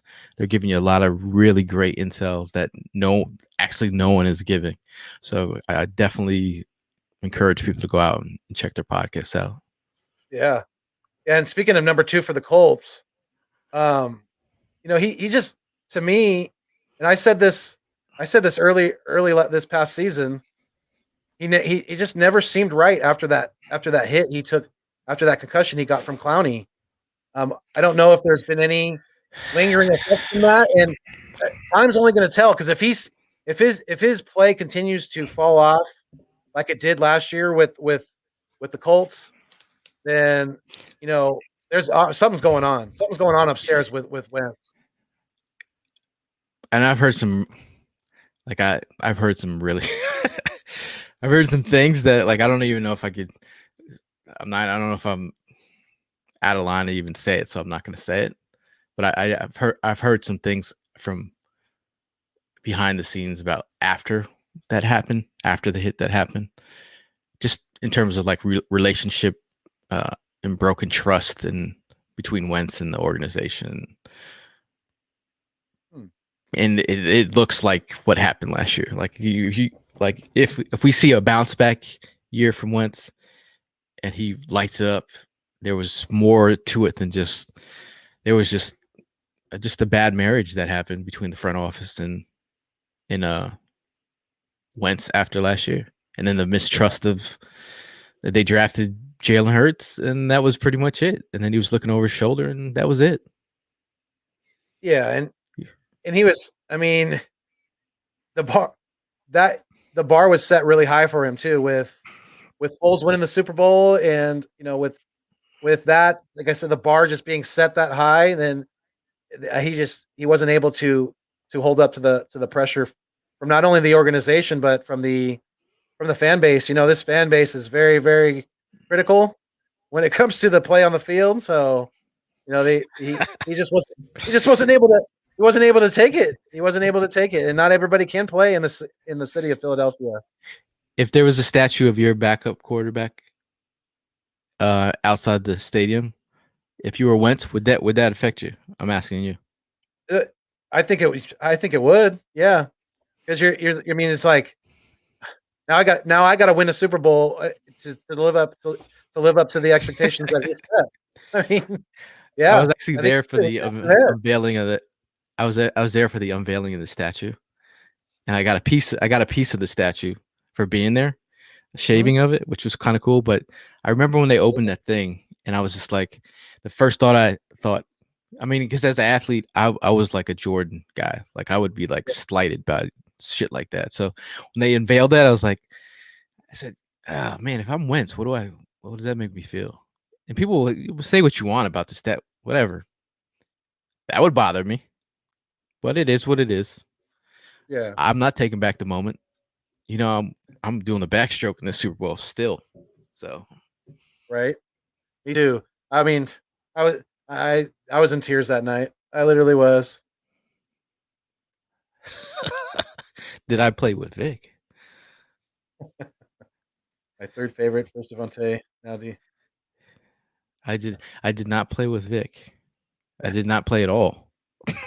But I played in college, but I did not play professionally. No, but watching Vic, what was it like? No, I saw. What's the question here? Yeah, I don't know. It's right back. Then, but did you play? I'm trying to make this make sense without me actually playing with Vic. No, I remember watching Vic in college and being the first time he would let that national championship game, dude. It's amazing. The dude was amazing. And then I was there at camp when they brought him in after his redemption, being locked up. I have so much footage. I used to go to all the Lehigh practices, and I have like just What were your no what was your no one initial throws thoughts on bringing Vic to the Eagles? Are you a big animal lover? I mean, did that affect you at I all? am. I am, but that was like the first time I ever like did any Eagles content. I put out a piece about like it's the first time I ever said anything about the Eagles online was something about Vic. I mean, I just think there's a reason why he got locked up, and there's a reason why that he paid the price, and that's where it is. It's like you paid the price, and you locked. All it did was bring awareness to inner cities where some people fight dogs, and that was normal. Now people might look at that situation like it's not really that normal. Right. And But in the grand scheme of things, it was a good thing, like you said, because it opened people's eyes to the the dog fighting industry and things like that, and everything happens for a reason, even bad things like the stuff that he was doing.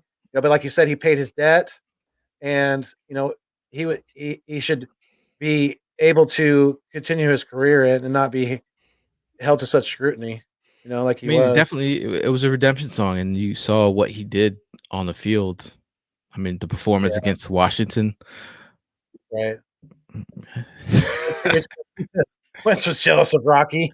What I mean, Wentz did praise. Jealous of Rocky. Come on now. Who Uh, doesn't want to be the Italian stallion? Come on. Oh, Adrian. if we could change, we all could change.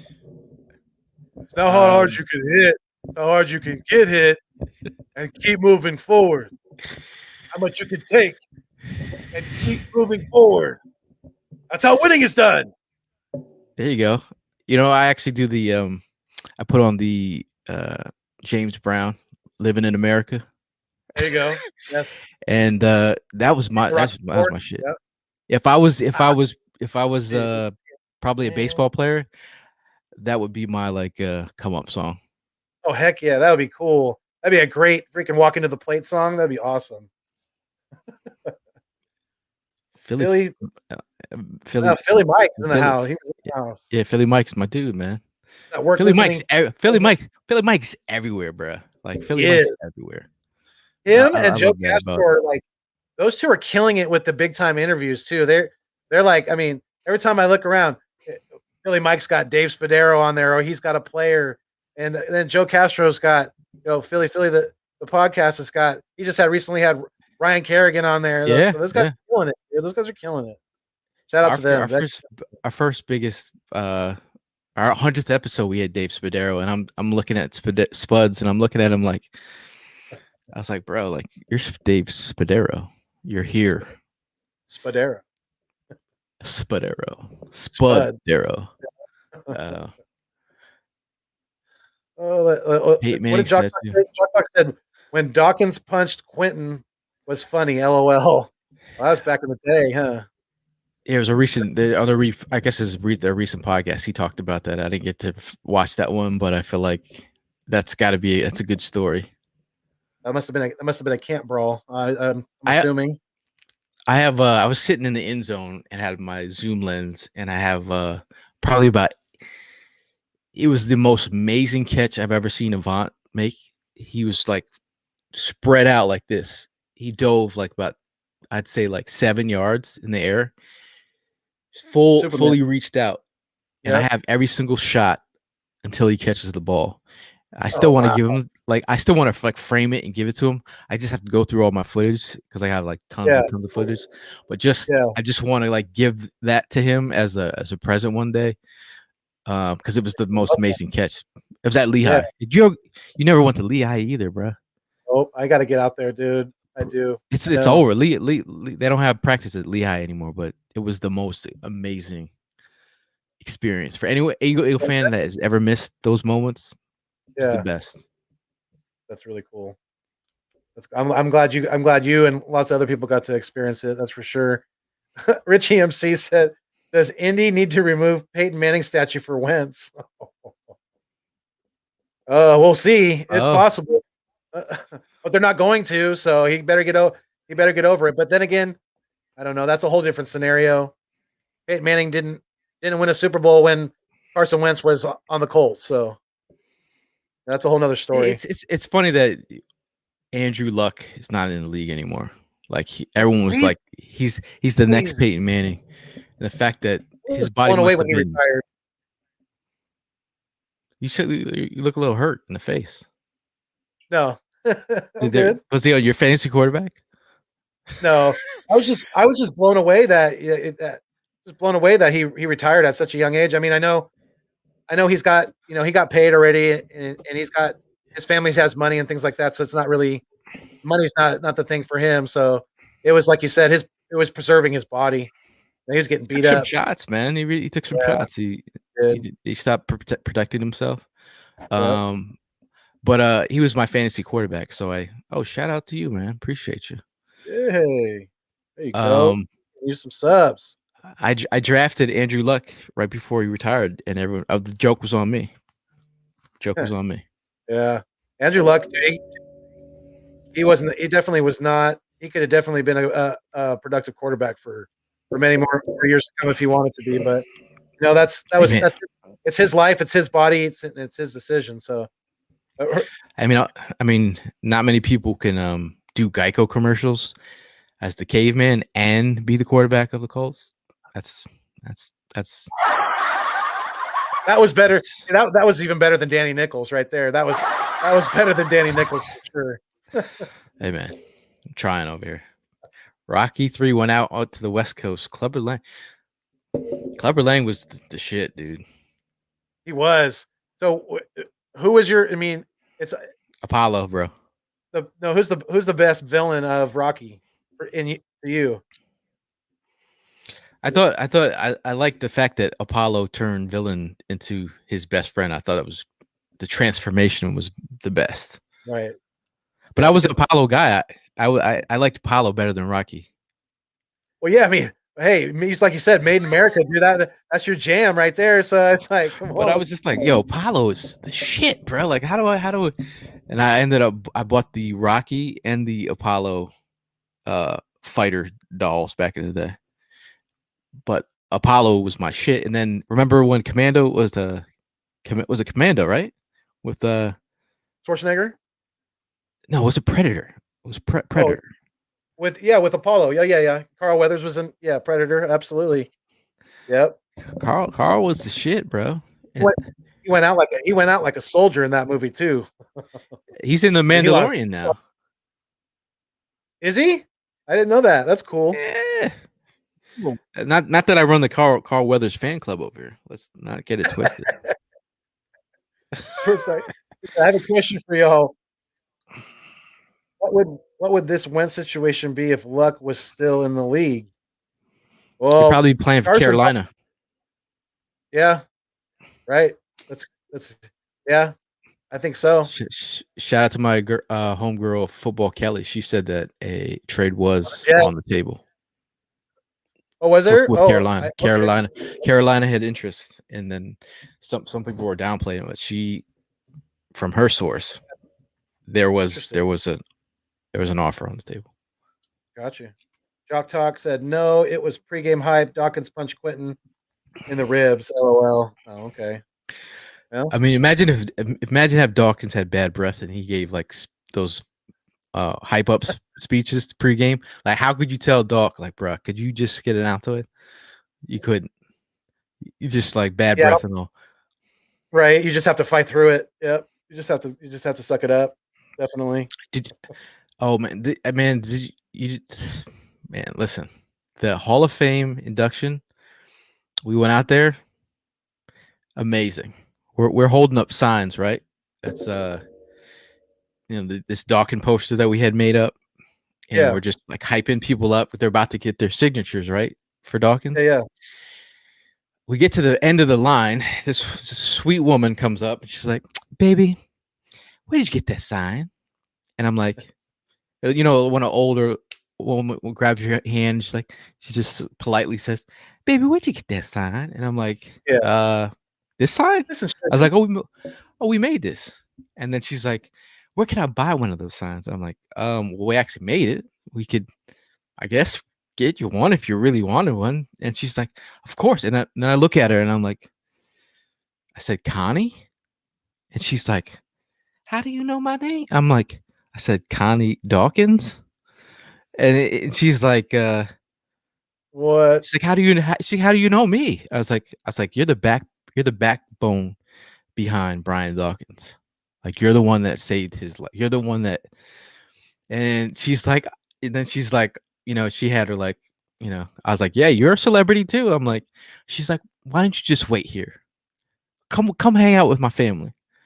So she brings me and the guys over to like I'm chilling with Brian's son, his daughter and her Yeah. and a couple of their relatives.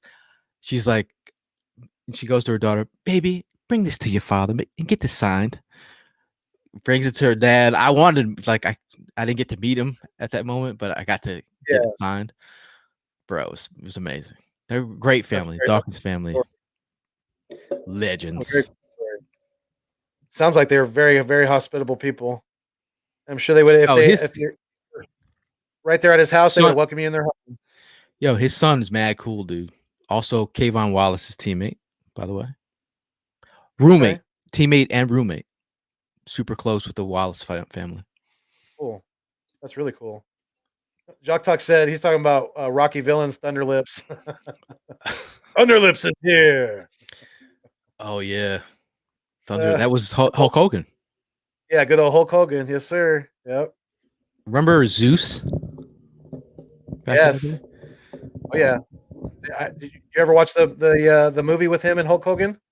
Yeah, I don't remember Yep. the movie. I remember watching it, but I I, it was kind of like it was a B movie. It wasn't very well produced or anything like that. But yeah, I remember watching that movie too when I was a little kid. That was because I was a big wrestling guy back in the day. Not so much anymore, but I was neither a am I. big fan. Back then, I'm like, this I was shit's real, bro. This shit's real. No, no. I, I was at Arco. I was at Arco here, right over here in Sac, when Randy Macho Man Savage. Oh yeah, when he That's my proposed guy. to Miss Elizabeth. I was there live. I was there at Arco. Crying like a little bitch. It's like, this is so sweet. Oh Oh, my I was at this collectible shop out here in Wilmington, Delaware, and yes, Action Jackson. Yes, I god. hear you. Jock Talk is putting.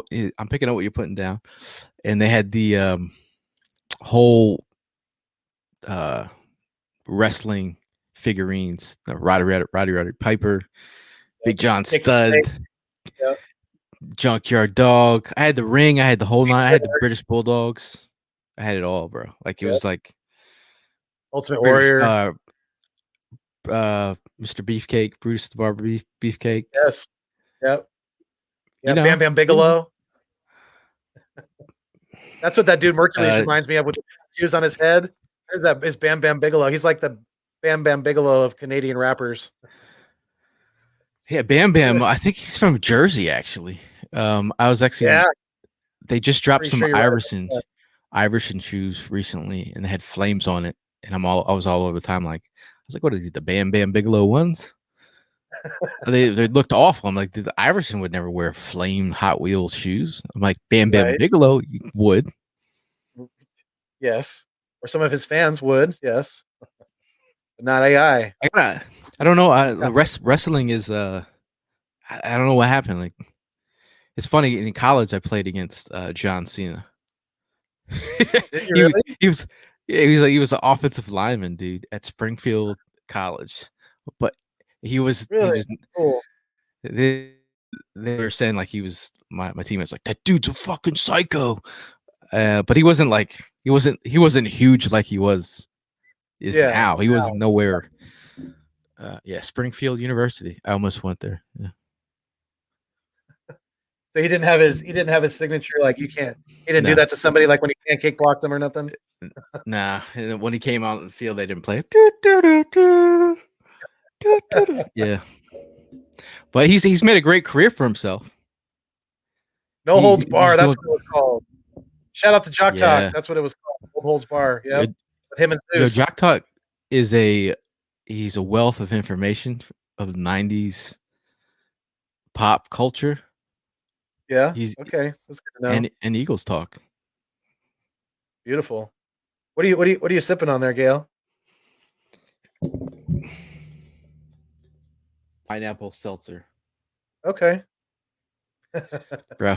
Yeah, I've stopped drinking soda, dude, which was the most incredible, difficult Seltzer's the way thing. to go. If you like, you still need the carbonation. Seltzer water is definitely the way to go. No, I was drinking trying to get soda the like soda, I'm not trying to get the beatus. Um, right. I was drinking soda crazy, so you know, seltzer's been the whole. Like I used to like, yo, how could you drink seltzer? Like, how bad does it have to be in your life when you start drinking flavored seltzer?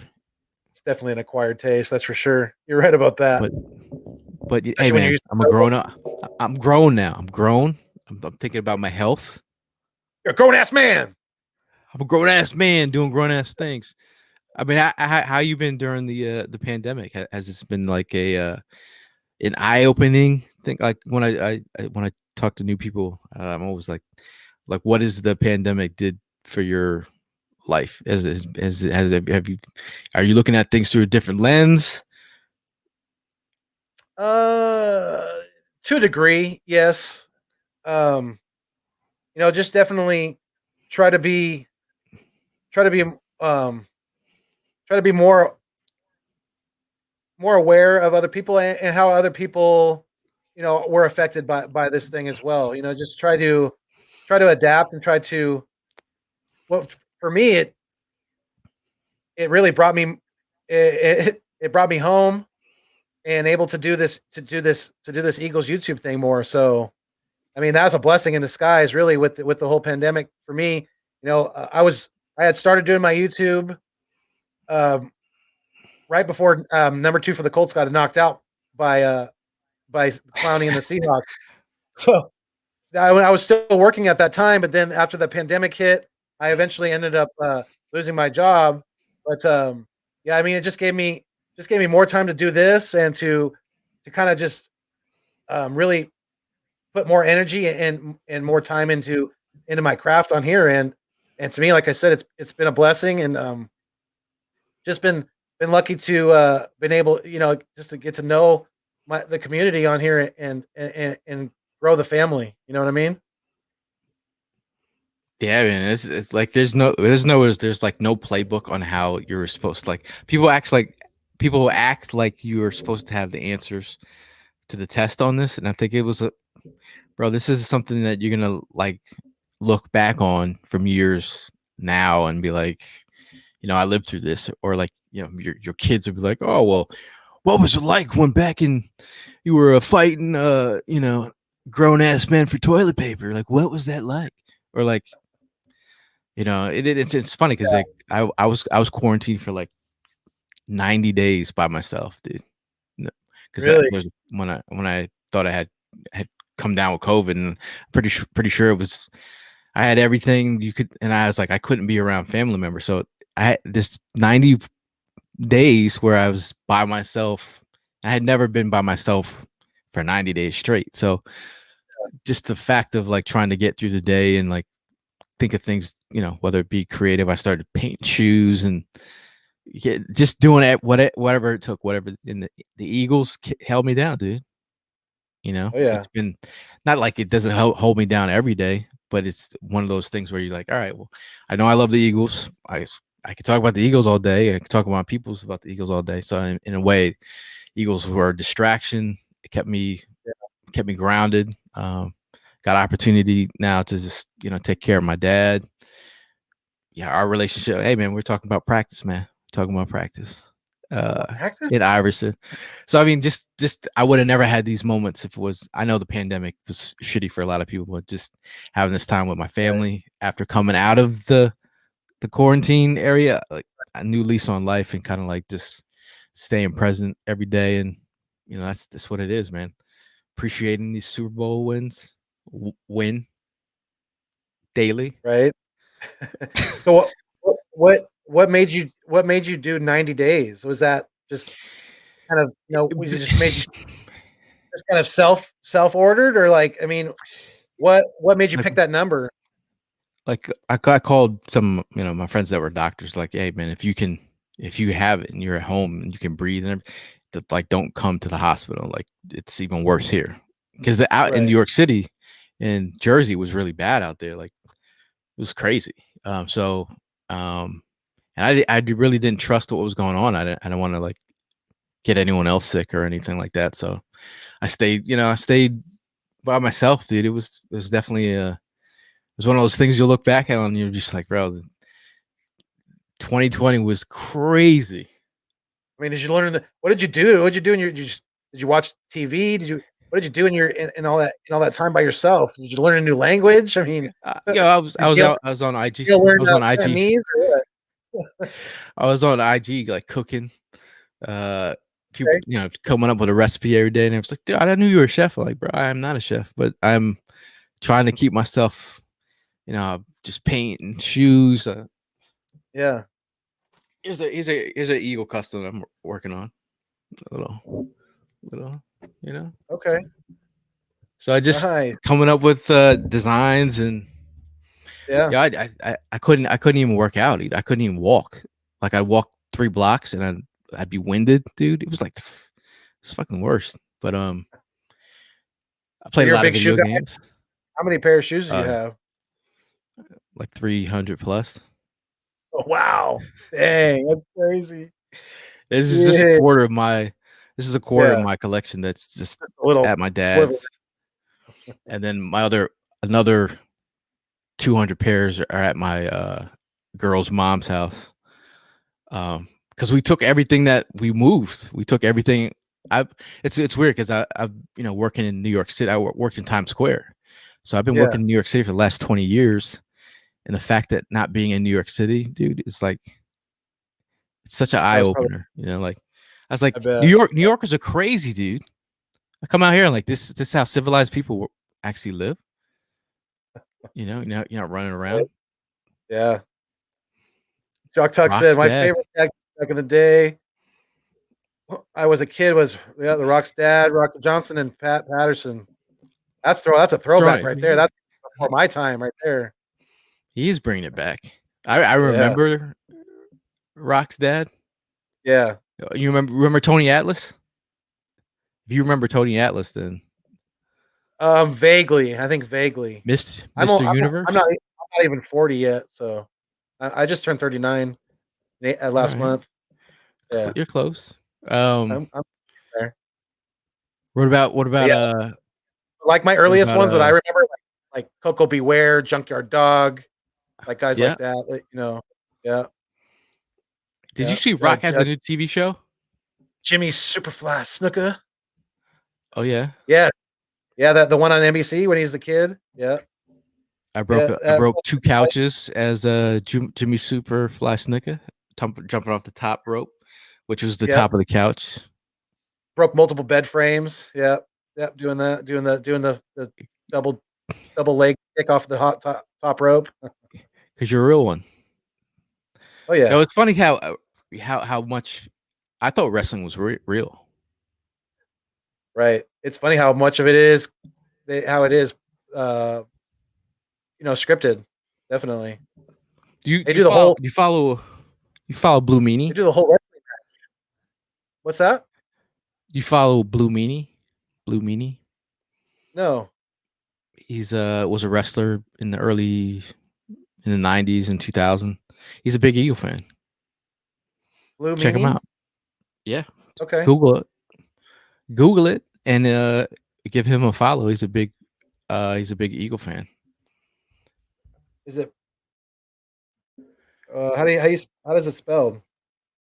Blue and then Meanie. Okay. As soon as you type it, he'll come up, and you're like, Oh "Oh, yeah. I've seen this dude Oh before." yeah. I have for sure. Yeah, I'll definitely give him a follow. Yeah, he's a Yeah, funny dude. yeah, he's from Philly. I see that. That's Yeah, cool. Yeah. he comes out to tailgate too. Oh, I bet he does. I mean, if he's a wrestler, he's got to love to party. He's got to love football. He likes full contact. That's for sure. So, I mean, I still can't believe you haven't been to Philly yet. I know it's just Looking at your background over there is everything. Just you would think you're I gonna have been, die, huh? But dude. You're gonna die when you come to Philly. Like you might have a little bitch moment in the stands when you start crying. right. I had it. I was like, oh. my first game. I was like, fuck, and I was like, I'm around all these Eagle fans. My whole Right. life, I've been like, you know, the fucking lone wolf, rooting for this team that I'm like, yo, I don't even live close here, and like now that I'm finally here and part of this, like, I started crying this Community. thing. I was like, people were like screaming, and the hair on my neck is standing up. I'm like, I'm never leaving. I'm not Right. after you get a taste. After you get a taste, it's like, bro, it's like it's the biggest drug. People are like, yeah, you do drugs. I'm like, nah, I do the Eagles. That's pretty much that's pretty That's much your my drug, bro. that's your high and your low most of the Right. times, right? Yeah, Hey, I get we're a it. And glutton you're right. for punishment, man. Need to get out there. It's on the top of the list Bro, for sure. no, To happen. this year. Yeah. Yeah. For sure. How do we make that happen? Though? How do you let the fans know that you're gonna make it? How do we keep you accountable? Because after this podcast, we might not speak for a minute, and then you start veering off. Right. Like, no, we need to get you. Do you like to fly? Are you afraid of flying? No, I'm cool with flying. I hate flying. Yeah. You know Do what got you? me over to fuck? You know what got me to Cali to see the Rams Eagles game. An The Ambien. Eagles, the Eagles, bro. Like people are like, yo, you going to Vegas? I'm like, I might drive there. They're like, from the East Coast. I was like, that would be a fun Really? trip. Oh I'd yeah. rather be in a car for 27 hours versus driving. I mean, flying for 4 hours. Really? So you're like, are you scared of flying then? You have a Nah, fear of flying? it's just the tight spaces, dude.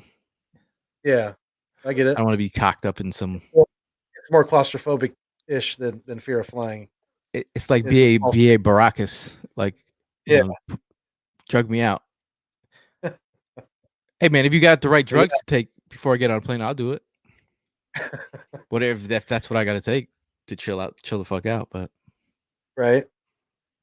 No, it's definitely. I don't know what I don't know. I don't know. What I could do to keep to hold. I guess maybe you could try to hold me accountable as far as getting out there. I don't know. It's tough. I don't know what I would say or do. all right, what's holding you back from coming? The cheddar. Okay, okay, all right. Yeah. We can always eBay. We can always sell eBay things. Oh yeah. Uh, and then you can have True. like this whole this money pot thing that keeps growing where you have a red chart listed, Yeah. and then Hold on when you one get to second. Philly, it'll be a huge thing.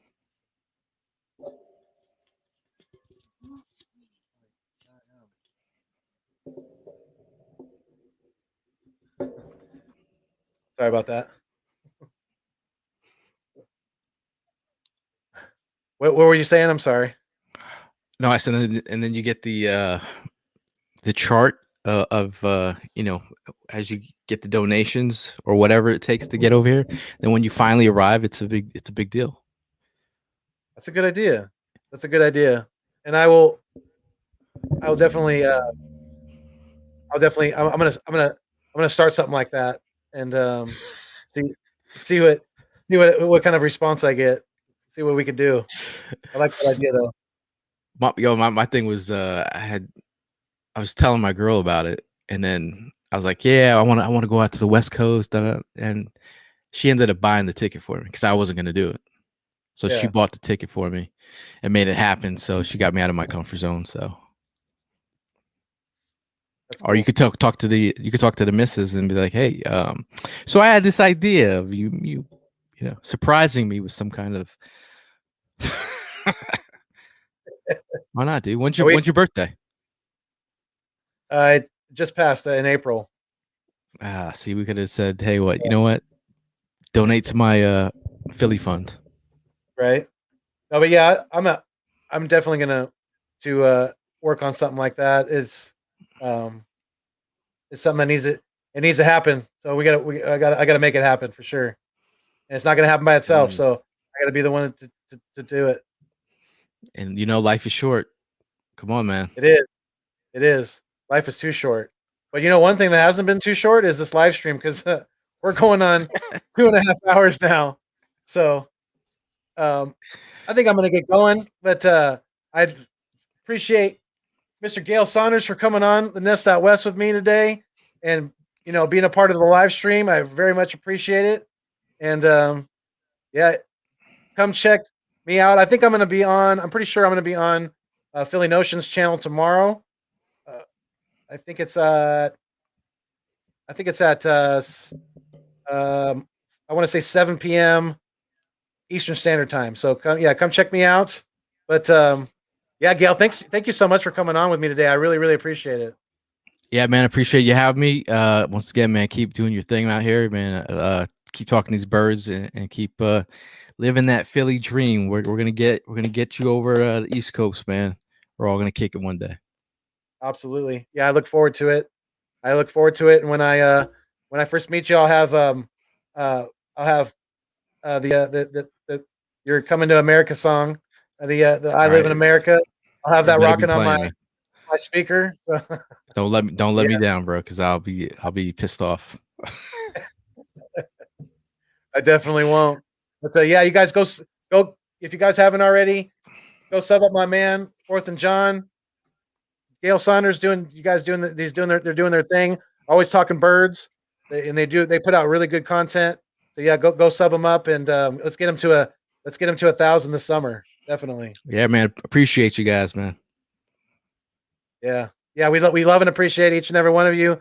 I thank you guys so much for all the love and the support for the channel, for the Nest Out West, and until next time, as always, fly eagles fly, and stay mean, stay green, and thanks for viewing me on your screen. Peace.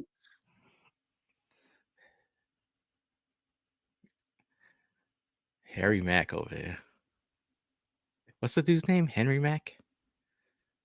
It's Harry. Harry. Harry. Okay. Are you still live, dude?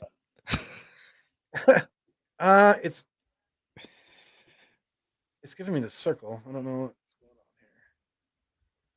here. All right, dude, man. Thanks for having me. I will keep I'll keep up with you. Let me know if you ever need me on. I'll be around, bro. All right, Gayle. I appreciate it, man. Thank you so much. Be good. Yeah. All right. We'll be in contact. All right, dude. Later. Thanks. Later.